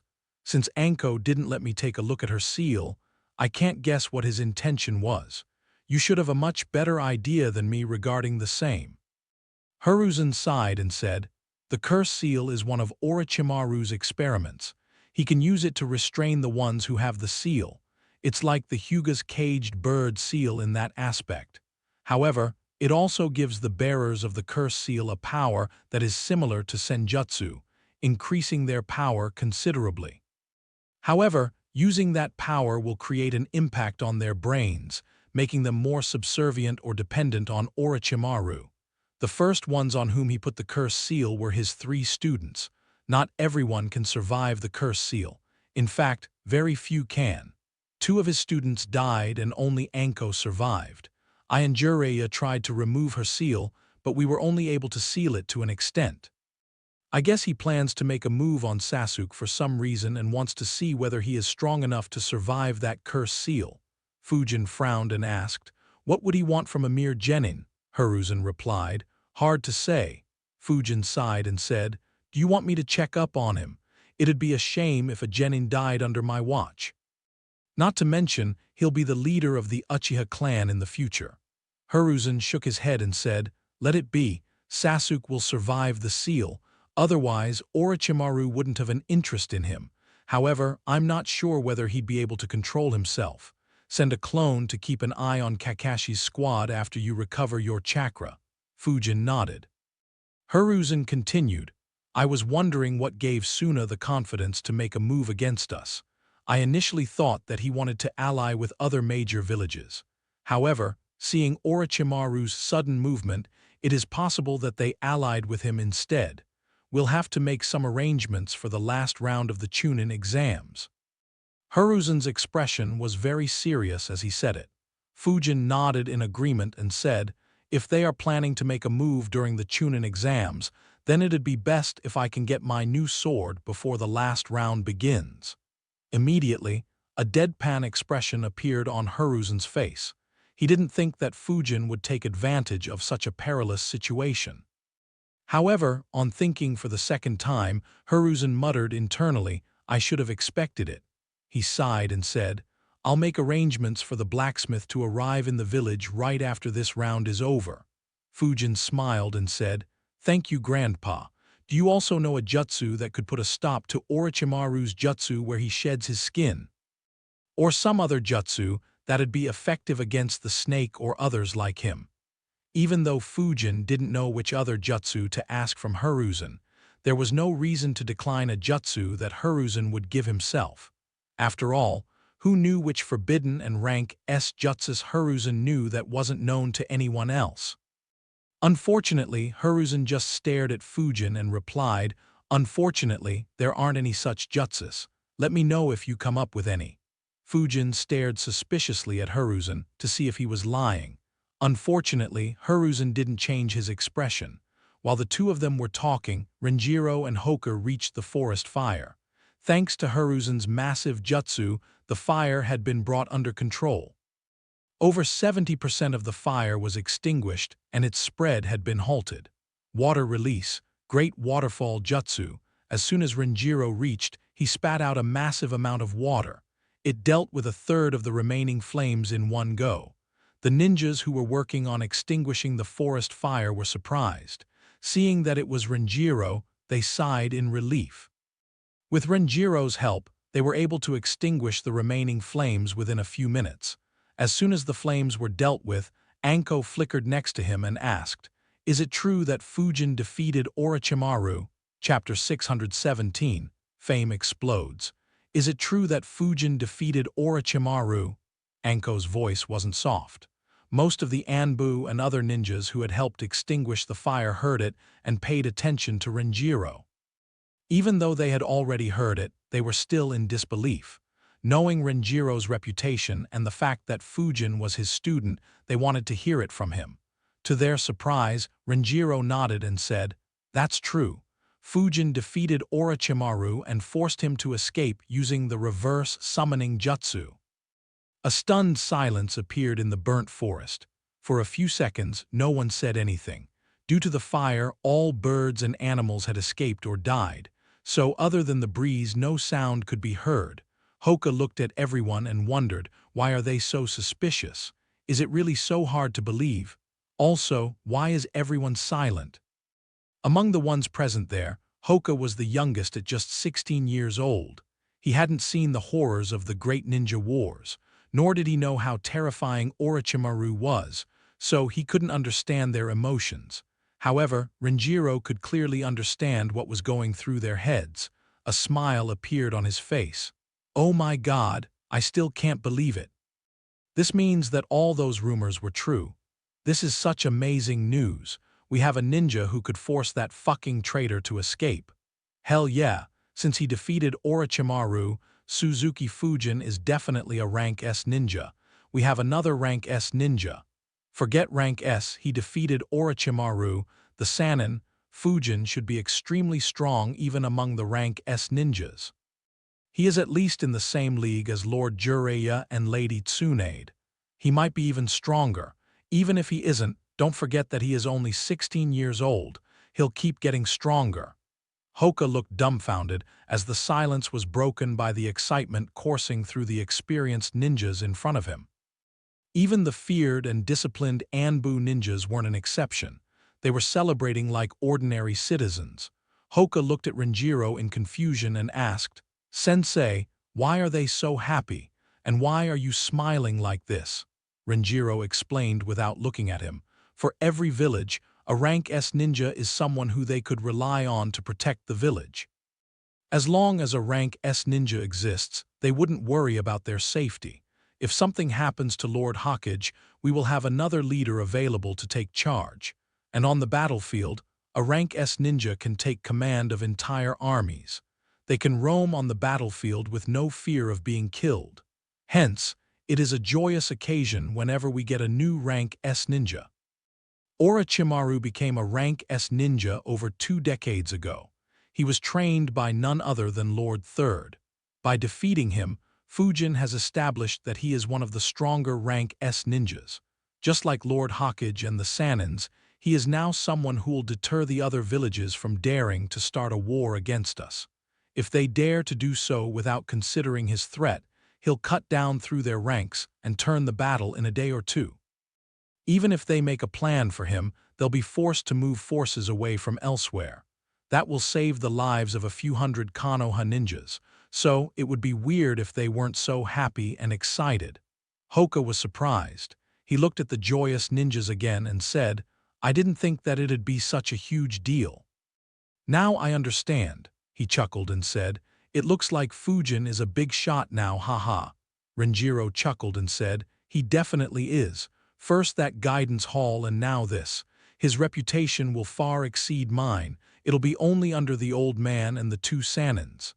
Standing just a few meters from them, Anko heard all of Renjiro's words. Disbelief could still be seen on her face. Unlike the others, she knew Orochimaru very closely and had suffered due to him. For nearly a decade, she wanted to kill Orochimaru with her hands. The fact that Orochimaru was defeated by someone far younger than her, while she was still nowhere close to being able to do that, was hard to digest. Even so, a smile appeared on her face as she muttered softly, "He really did it." One of the Anbu captains arrived next to Renjiro and asked, "Is it fine if we inform others about this good news, or has Lord Hawkage ordered to keep this news under wraps?" Even though they were in the Anbu, they were also a part of the ninja clans in Konoha. They wanted to inform their clan about such news without any delay. Renjiro answered, "Lord Hawkage didn't say anything. It should be fine if we tell others. After all, such news can't be kept under wraps. However, it's better if we first wait for Lord Hawkage's instructions." The Anbu captain replied, "Olri, Renjiro is right. Such news can't be covered up." Everyone immediately looked towards the source of the voice. They were surprised to see Hiruzen there. After talking with Fujin, Hiruzen sent a shadow clone to move the forces around and give commands. He finally had an opportunity to completely explode Fujin's reputation. He didn't intend to let it go to waste. A smile appeared on Hiruzen's clone as he continued, "Besides, this is extremely good news for Konoha. We have no reason to cover it up. If you want to send clones to inform others, feel free to do so. However, keep your main bodies here and get back to your duties." Everyone nodded. A few excitedly said, "Thank you, Lord Hawkage." They immediately made shadow clones and sent them to inform their respective families and clans. Hiruzen's clone looked at his Anbu guards and said, "You four return to the tower." He looked at another couple of Anbu squads and said, "Gather the sensei of all the genins together in the academy. I'll meet with them and inform them about this incident." The Anbu ninjas nodded and quickly dispersed. Hiruzen's clone disappeared as well and moved towards the academy at a high speed while thinking, "If Suna is allied with Orochimaru, then I would like to see Baki's reaction. Even if he manages to hide his emotions, this news will shock Sunagakure. It'll deter them from making a pointless move. I'll call Jiraiya back as well to deter them even more. With the three of us here, they would be forced to drop their plans and the peace wouldn't be disturbed." Hiruzen's clone reached the academy. Within 15 minutes, the Anbu ninjas gathered all 26 sensei in a room in the academy. The sensei were surprised to see Hiruzen present there. Guy asked softly in surprise, "Kakashi, you know what this is about?" Kakashi shook his head and said, "No idea. This is the first time I have seen something like this as well." Kurenai looked at Asuma, who shook his head indicating that he didn't have any idea either. Everyone looked at Hiruzen's clone curiously, wondering what this meeting was about. Seeing that everyone had appeared, Hiruzen's clone said without getting up from his chair, "An unforeseen situation happened during the second stage of the Chunin exam." Many sensei became nervous on hearing that. The one who was the most nervous was none other than Baki. He thought, "Shit, don't tell me that they caught wind of our plans and dealt with the children of Lord Kazekage. We can't lose any of them." Hiruzen paused for a few seconds to make everyone as nervous as he could. He especially paid special attention to Baki's reactions. He continued, "Orochimaru, the rogue Sannin, infiltrated the training ground 44. Baki relaxed internally on hearing that. However, his expression showed that he had become even more nervous. Everyone else, apart from Orochimaru's clone who had disguised as the sensei of Oto Genins, was nervous as well. After all, they weren't confident in dealing with Orochimaru. What could their young students do? Hiruzen's clone continued. Thankfully, before he could harm anyone, he was intercepted by the proctor of the second round, Suzuki Fujin. After an intense fight, Fujin injured Orochimaru, broke his sword of Kusanagi and forced him to escape. None of the genins were harmed. The exam will continue as usual. Baki's eyes widened involuntarily. He shouted in his head, "Suzuki Fujin defeated Orochimaru. That's impossible. How could that happen?" Immediately, Baki felt like someone was looking at him. He cursed, "Shit." Baki quickly took control of his emotions. Others weren't able to control their mouths like him. A few exclaimed loudly, "How can that happen? No way. Is that true?" They quickly controlled their emotions. After all, they were in front of the Hawkage. Even Kakashi, Guy, Asuma, and Kurenai were shocked and left speechless. Elsewhere in Konoha, The clones sent by ninjas reached their respective clans and quickly rushed to their clan leaders, forcing them to stop whatever they were doing. With a visible bump on his head, Shikaku walked with an annoyed expression and asked, "What was so important that you made my wife wake me up?" Chapter 618, A Change in Plan. The clone of the Nara Anbu ninja said, "The sun hasn't even set. Why are you sleeping now? Anyway, this is no time to be sleeping. Something huge has happened. Suzuki Fujin defeated Orochimaru and forced him to retreat." Shikaku's eyes widened. While he rated Fujin very highly just like Hiruzen, he didn't expect to hear something like this. In the Yamanaka clan compounds, Inoichi exclaimed aloud, "What did you say?" In the Akamichi clan compounds, Choza said, "He defeated Orochimaru. That's incredible." In other places, Hayashi went silent. Tsume nearly interrogated the clone who reported the news. Shibai was shocked as well. A smile appeared on Senju Hiramasa's face as he muttered, "You have trained one hell of a shinobi, Renjiro." Every single clan leader was shocked by the news. They quickly re-evaluated Fujin. When they heard that Fujin killed Juzo, they accepted that Fujin was stronger than them. However, they believed that they could still face him in battle and keep him at bay. After all, Fujin could barely be considered a rank S ninja. Being at the elite Jounin level, they could fight such ninjas to a standstill. With a combination like the Ino-Shika-Cho formation, defeating Fujin should have also been possible. However, this news caught them off guard. Despite their abilities, none of the clan leaders wanted to face someone like Orochimaru. Even if they fought together, they wouldn't have much confidence in defeating Orochimaru. They would be happy if they managed to keep him at bay and avoid their deaths. Yet, such a formidable ninja was defeated by Fujin without any help. Of course, there was a person who was even more shocked than the clan leaders. The tiger-masked Anbu ninja's clone snuck into the root headquarters under disguise while avoiding the eyes of the Anbu squad. Hiruzen had positioned to keep an eye on the root headquarters. He quickly reached Danzo's office and dispelled his disguise. Danzo looked at him and asked, "Why are you in such a panic?" The clone said, "Lord Danzo, something incredible has happened in the Forest of Death. Orochimaru infiltrated the Forest of Death after the second phase of the exam began. He and Suzuki Fujin fought an intense battle. In the end, Orochimaru was injured and escaped using the reverse summoning jutsu." Danzo's eye widened in shock. He exclaimed in disbelief, "That's impossible. How can someone like Orochimaru be defeated by a brat? Are you sure that this news is accurate? Did Hiruzen make up a lie?" The clone answered, "I don't think it was a lie, Lord Danzo." Several ninjas saw a massive snake, something that only Orochimaru could summon. In addition, a few Hyugas saw the ending stages of the battle. They had no doubts that what they saw was true. Lord Hokage arrived after the battle was over. He met with Suzuki Fujin alone and seems to have confirmed that he really defeated Orochimaru. He doesn't plan to suppress this news. By now, most of the clan leaders should have learnt about this battle. Danzo's expression became grim. He thought, could it really be true? Could Fujin be really at the same level as Orochimaru? Even I can't say for sure whether I'd be able to defeat him even with Shisui's eye. Wait. Irrespective of whether he is at that level or not, Hiruzen is planning to spread weight.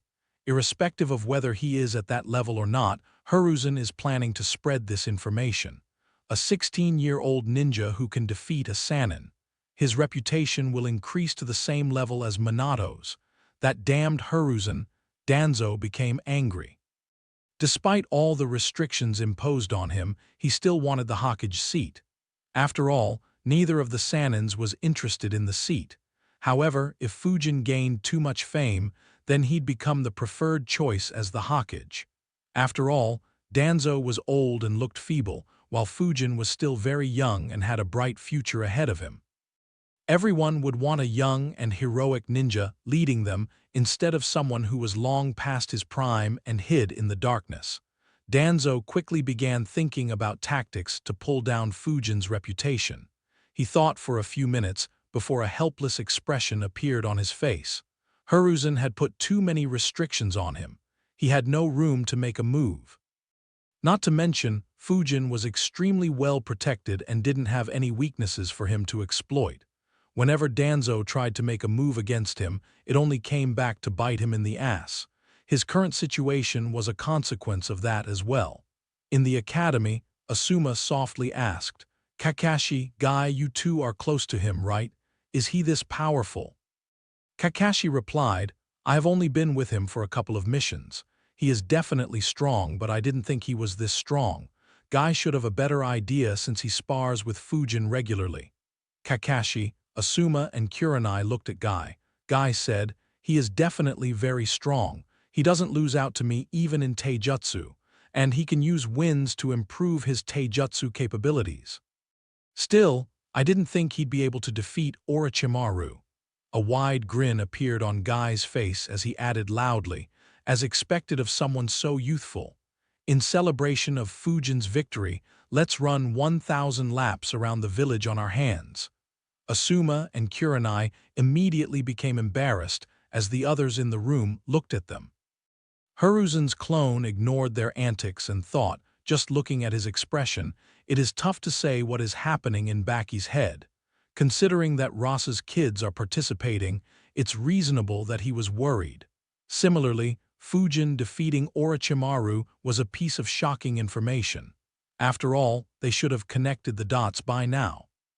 The only thing that was off was how quickly he took control of his expression.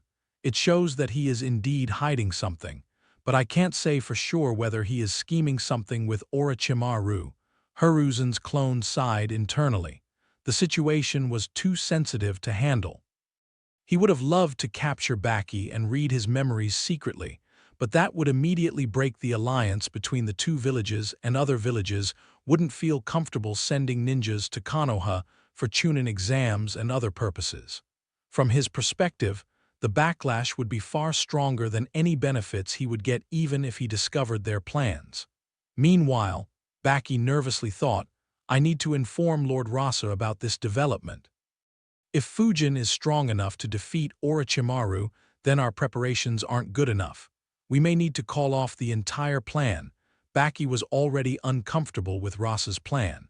This news was the final nail in the coffin. He didn't want the Suna ninjas to die pointlessly in Konoha.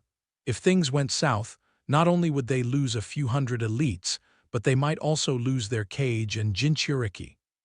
Orochimaru's clone looked at Hiruzen's clone and Baki and thought, interesting move.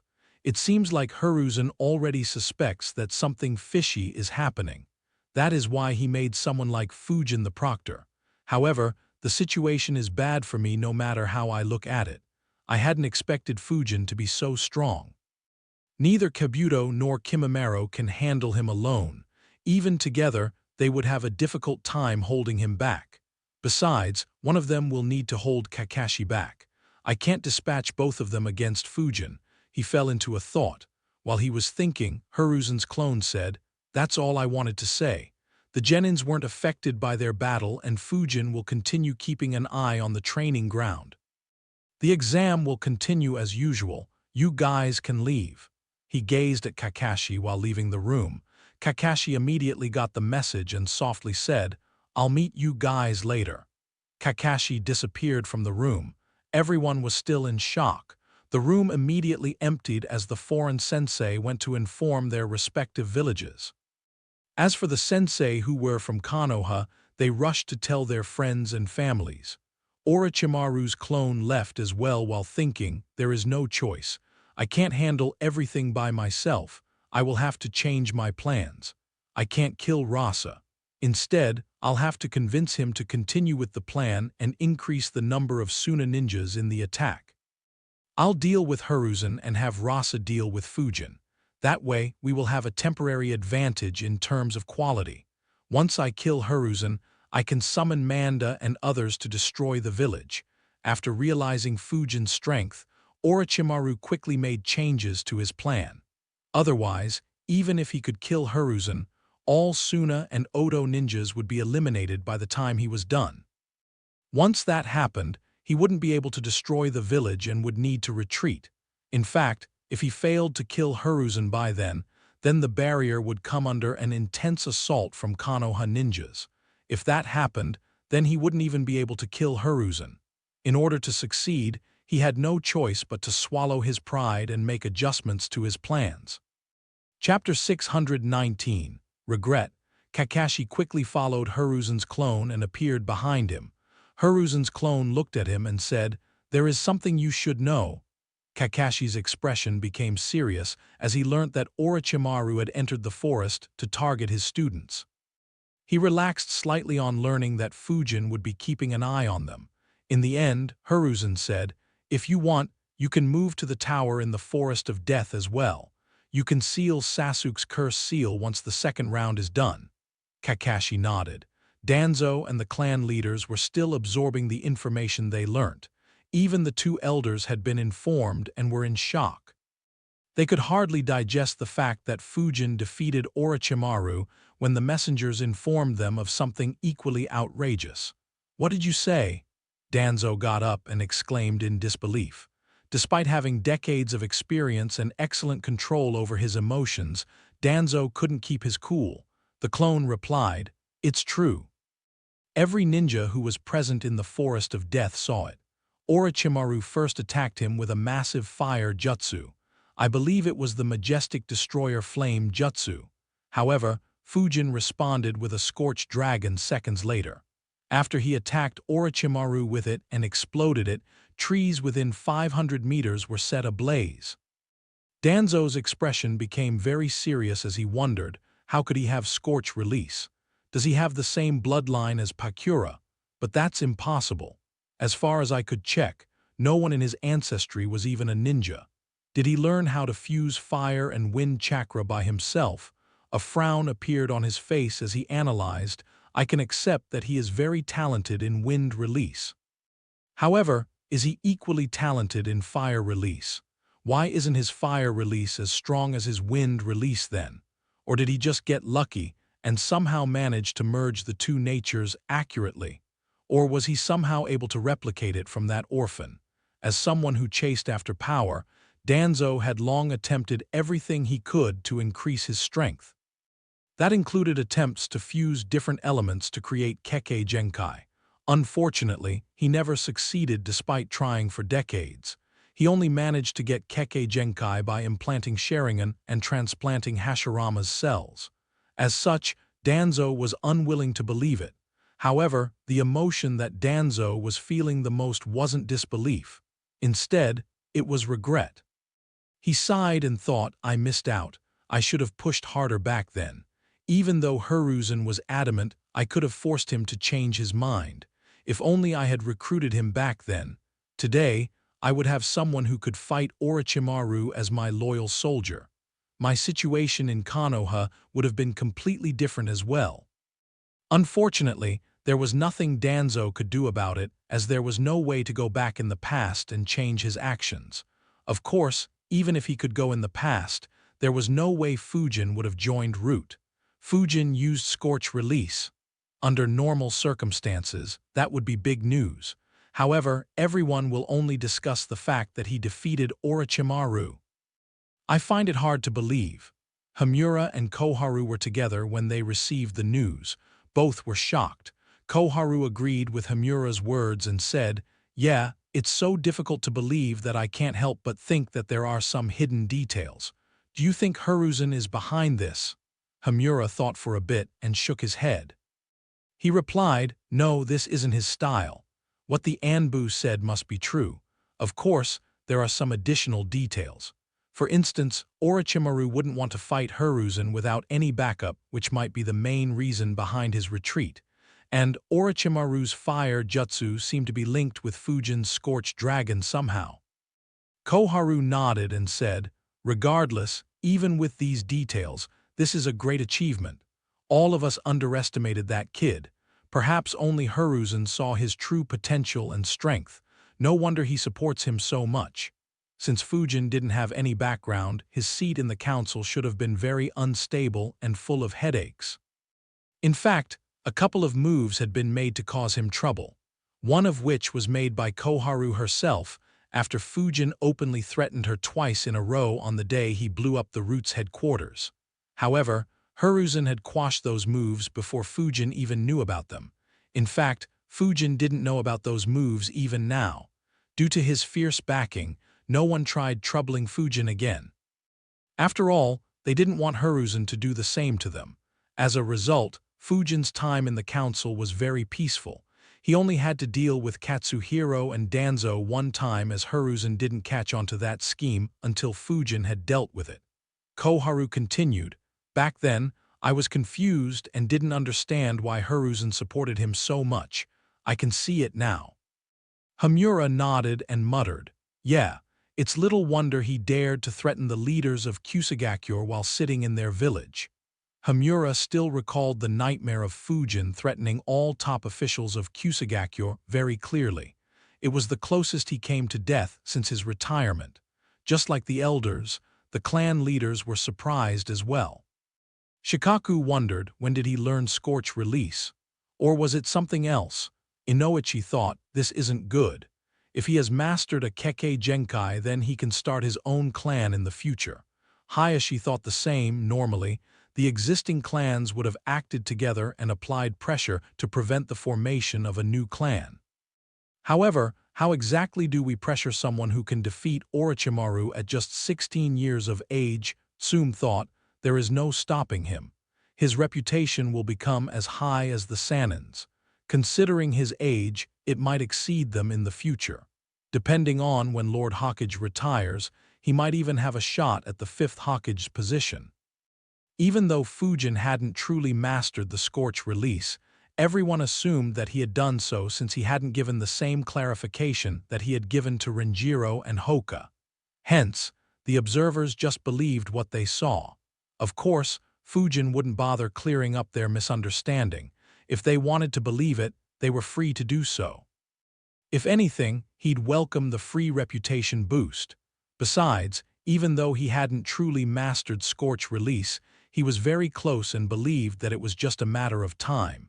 In the Forest of Death, since the fire had been doused, most of the ninjas returned to the tower. Only the ones who were tasked to patrol the forest dispersed in the training ground. As they entered the tower, Fujin could see admiration and respect in their eyes. He thought, even though I'm almost out of chakra, it looks like this battle had the intended effect. With this battle and the guidance hall, not many would take the initiative to mess with me even without Hiruzen's backing. Hiruzen immediately gave new orders to the Anbu ninjas he had brought along.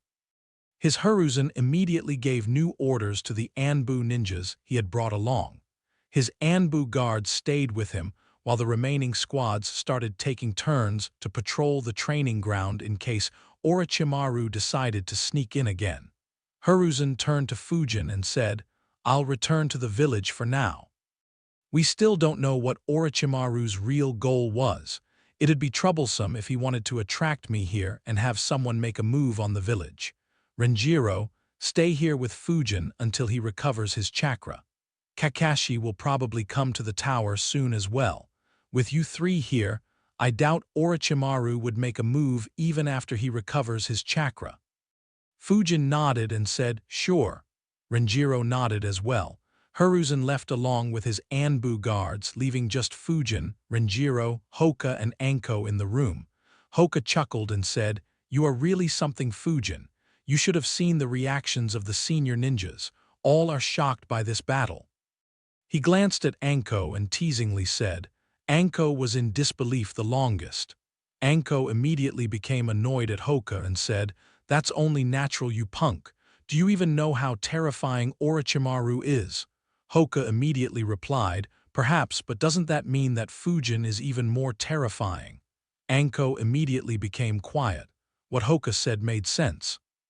Before she could think of a response, Fujin said, "Don't underestimate him, Hoka. Even though I injured him a few times, he recovered to perfect health every time. I'm not sure whether it is even possible to kill someone like him. On the other hand, I don't have any such ability. The next time he fights me, I might be at a disadvantage as he now knows about my skills." Renjiro smiled and said, "It's good to see that you're as pragmatic as ever, Fujin. What you said is true. Someone like Orochimaru should never be underestimated. Even the old man is very wary of him. Renjiro thought, I was worried that he'd become overconfident after defeating Orochimaru. It's good to see that he's still the same kid as back then. Memories of Fujin staying far away from Miko and Hoka during their spars appeared in Renjiro's mind. Renjiro had to work hard to get Fujin to break that fighting style. However, he was happy to see that Fujin's cautious nature never changed. Suddenly, someone knocked on the door. An examiner entered and reported, I have something to inform you. The first Genin squad has reached the tower. Chapter 620, A Trap. Anko's eyes widened. Due to Orochimaru's interference, she stopped thinking about the exam. She exclaimed in shock, What? It hasn't even been 2 hours since the exam started.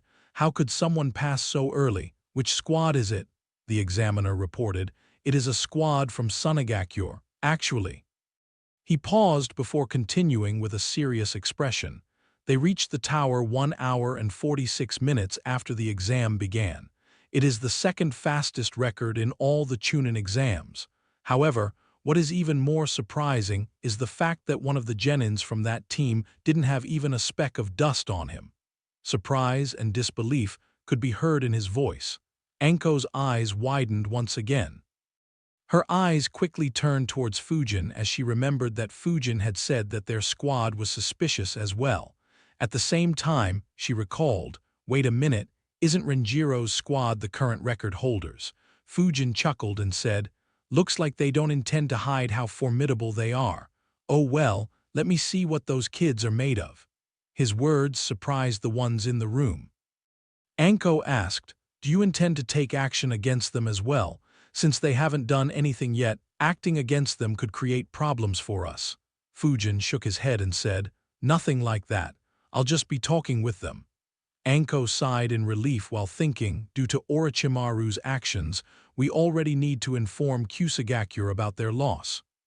Since they are a minor village, that won't be that troublesome, but Sunagakure won't be as easy to deal with. The examiner asked, should I call them here? Fujin shook his head and said, no need, I already took care of it. Return to your post. You did well informing us about this. Let us know if you notice anything else that seems odd. The examiner nodded and left. As Fujin said, Gaara, Temari and Kankuro were walking up the tower. Unlike Gaara, both Temari and Kankuro were very tense due to what they had seen a few seconds earlier. They had just reached the tower and were told the meaning of the words in the wall scroll when a figure made of wind suddenly appeared and asked them to come to the top floor of the tower. As soon as they saw the wind figure, they understood that Fujin was in the building. Temari and Kankuro exchanged glances in shock after the figure disappeared. Both had just one thought running through their minds, how is he here? Wasn't he fighting against Orochimaru? Don't tell me that he won their fight. Despite having seen the deadly wind dragon, they couldn't believe that Orochimaru failed to kill Fujin. They immediately became tense thinking about why Fujin wanted to see them. If Orochimaru had leaked any details, then the three of them would be history. As they walked up the stairs, Kankuro and Temari could only pray that Gaara didn't act impulsively. Soon, they reached the highest floor and entered the room Fujin was in. To their surprise, they saw Fujin and Renjiro looking at a shogi board while Hoka and Anko were observing their game as well. Without looking at them, Fujin said, you guys took your sweet time coming here. The Suna trio were surprised to hear the disappointment in Fujin's voice. Temari wondered he is disappointed. Why? Also, why isn't he even a bit injured? Even though Orochimaru couldn't kill him, why did he fail to injure him even a bit? Before they could decide how to respond, Hoka chuckled and asked, why are you surprised? If they were fast, they would have reached the tower over an hour ago as you speculated. Fujin sighed and tossed him a scroll while saying, all right, you win. It looks like the record won't be broken after all. Kankuro finally couldn't endure their condescending tone and asked in annoyance, what record are you talking about? Hoka glanced towards the Suna Genins and said, the record for the lowest time taken to complete the second round of the Chunin exams. What else can we talk about? You guys did well. It's the second best score. Unfortunately, you were too slow to have any shot for the record. You were over an hour late. Anyway, Hoka played with the scroll in his hand and said, "That's good too. Otherwise, I wouldn't have won so much from the bet, haha." Hoka began laughing arrogantly. Both Temari and Kankuro became annoyed. They wondered, were they seriously betting on us? Meanwhile, Anko's eyes twitched involuntarily as she thought, that scroll is empty. These two sure can act. If I hadn't heard their conversation, I would have thought that they were speaking the truth as well. Before Kankuro or Temari could express their displeasure, Fujin sighed again and muttered, "I expected the Kazekage children to be much better." Hoka chuckled again and said, "I already said that you overestimate others. Kids these days are too soft. Considering that they are the Kazekage children, they'd be even softer." Fujin shrugged and replied, "Oh well, nothing I can do. Though it's a disappointment that we won't see Lord Hawkage rewarding anyone." Temari asked. "What reward?" Hoka answered. "Didn't you know? If someone breaks the record, Lord Hawkage rewards that squad personally. The rewards are generally better than even becoming a Chunin." Temari and Kankuro were stunned. Neither of them had heard about something so absurd. For a moment, both wondered whether what Hoka said was true. After thinking for a bit, both concluded that there was no reason for Hoka to lie. Renjiro chuckled internally while thinking, thankfully the old man isn't here. Otherwise, he might stop showing up to Chunin exams entirely. I still vividly recall his expressions that day when Fujin asked him for a reward, hehe. While his siblings were getting drawn in by the bullshit Fujin cooked up, Gaara's attention was entirely fixed on Fujin. He wondered, was he the one who made me bleed that day? As far as Gaara could recall, that was the only time he bled. It had left a lasting impact on his young brain. For a few moments, bloodlust shot through his system and he almost attacked Fujin. Fortunately, he recalled Ross's words and controlled himself. Fujin sighed internally while thinking, what a shame. Even though it looked like Fujin's entire attention was on the game, in truth, he wasn't paying any attention to it. Instead, his senses were all entirely focused on Gaara. His words were actually to taunt Gaara into action, and he was showing zero vigilance. He had nearly succeeded. Unfortunately, Gaara didn't act on his impulse. Fujin thought, a shame. If he had attacked, I would have had a proper reason to act. Killing him now would have a massive impact on the future for sure. That change will likely not be good for Konoha. However, if I can get Shukaku, I can test my new seal. If I succeed, my power will increase by a level. Even though I'll lose a considerable amount of my advantage of knowing the future events as Gaara plays a major role in the future, the gains would more than make up for the losses. The only major drawback is that I'll attract Akatsuki's attention. Pain and Albedo are still a bit too strong for me to deal with. However, I am not afraid of them. Even though I can't defeat them, they can't kill me either. Hell, they wouldn't want to kill me anyway due to Shukaku. Anyway, if I can't get my hands on Shukaku, I'll have to wait for the fourth Mizukage to die and for Isabu to be reborn. That'll take a few years. For years, Fujin had been careful to not affect future events beyond a certain limit. Even though he had gone overboard a few times, like when he created a mess in the Land of Wind, he hadn't ever purposely tried to do something that would irreparably change the future other than the time he went after Hidden. The reason for that was twofold. The first thing he needed to consider was his strength. If he wasn't strong enough, there was no point in attempting to do anything like that. It would have been better to stay in the background and stay alive. It was only after he became a rank S ninja that he considered this option. The second and most important reason was that there were certain incidents from which Fujin could profit heavily. If he acted recklessly and changed the future just for the sake of it, he would lose all those opportunities. Hence, he needed to think over 100 times before doing something that would forever change the course of the future. He had to be sure that his gains would make up for losing all those future opportunities. Temari was oblivious to the trap Fujin had laid for her brother and complained, Shouldn't you give us this information before the exam began? Anko joined in. Where's the fun in that? Besides, if you need motivation to finish your mission most efficiently, then you aren't suited to be Chunins. Temari frowned. Before she could complain, Fujin said, "Anyway, I just called you guys here to inform you that the next round will start in 5 days. Until then, you have to stay inside the tower. If you leave for any reason, you'll be disqualified. Feel free to use any facilities inside the tower that you fancy while you stay here.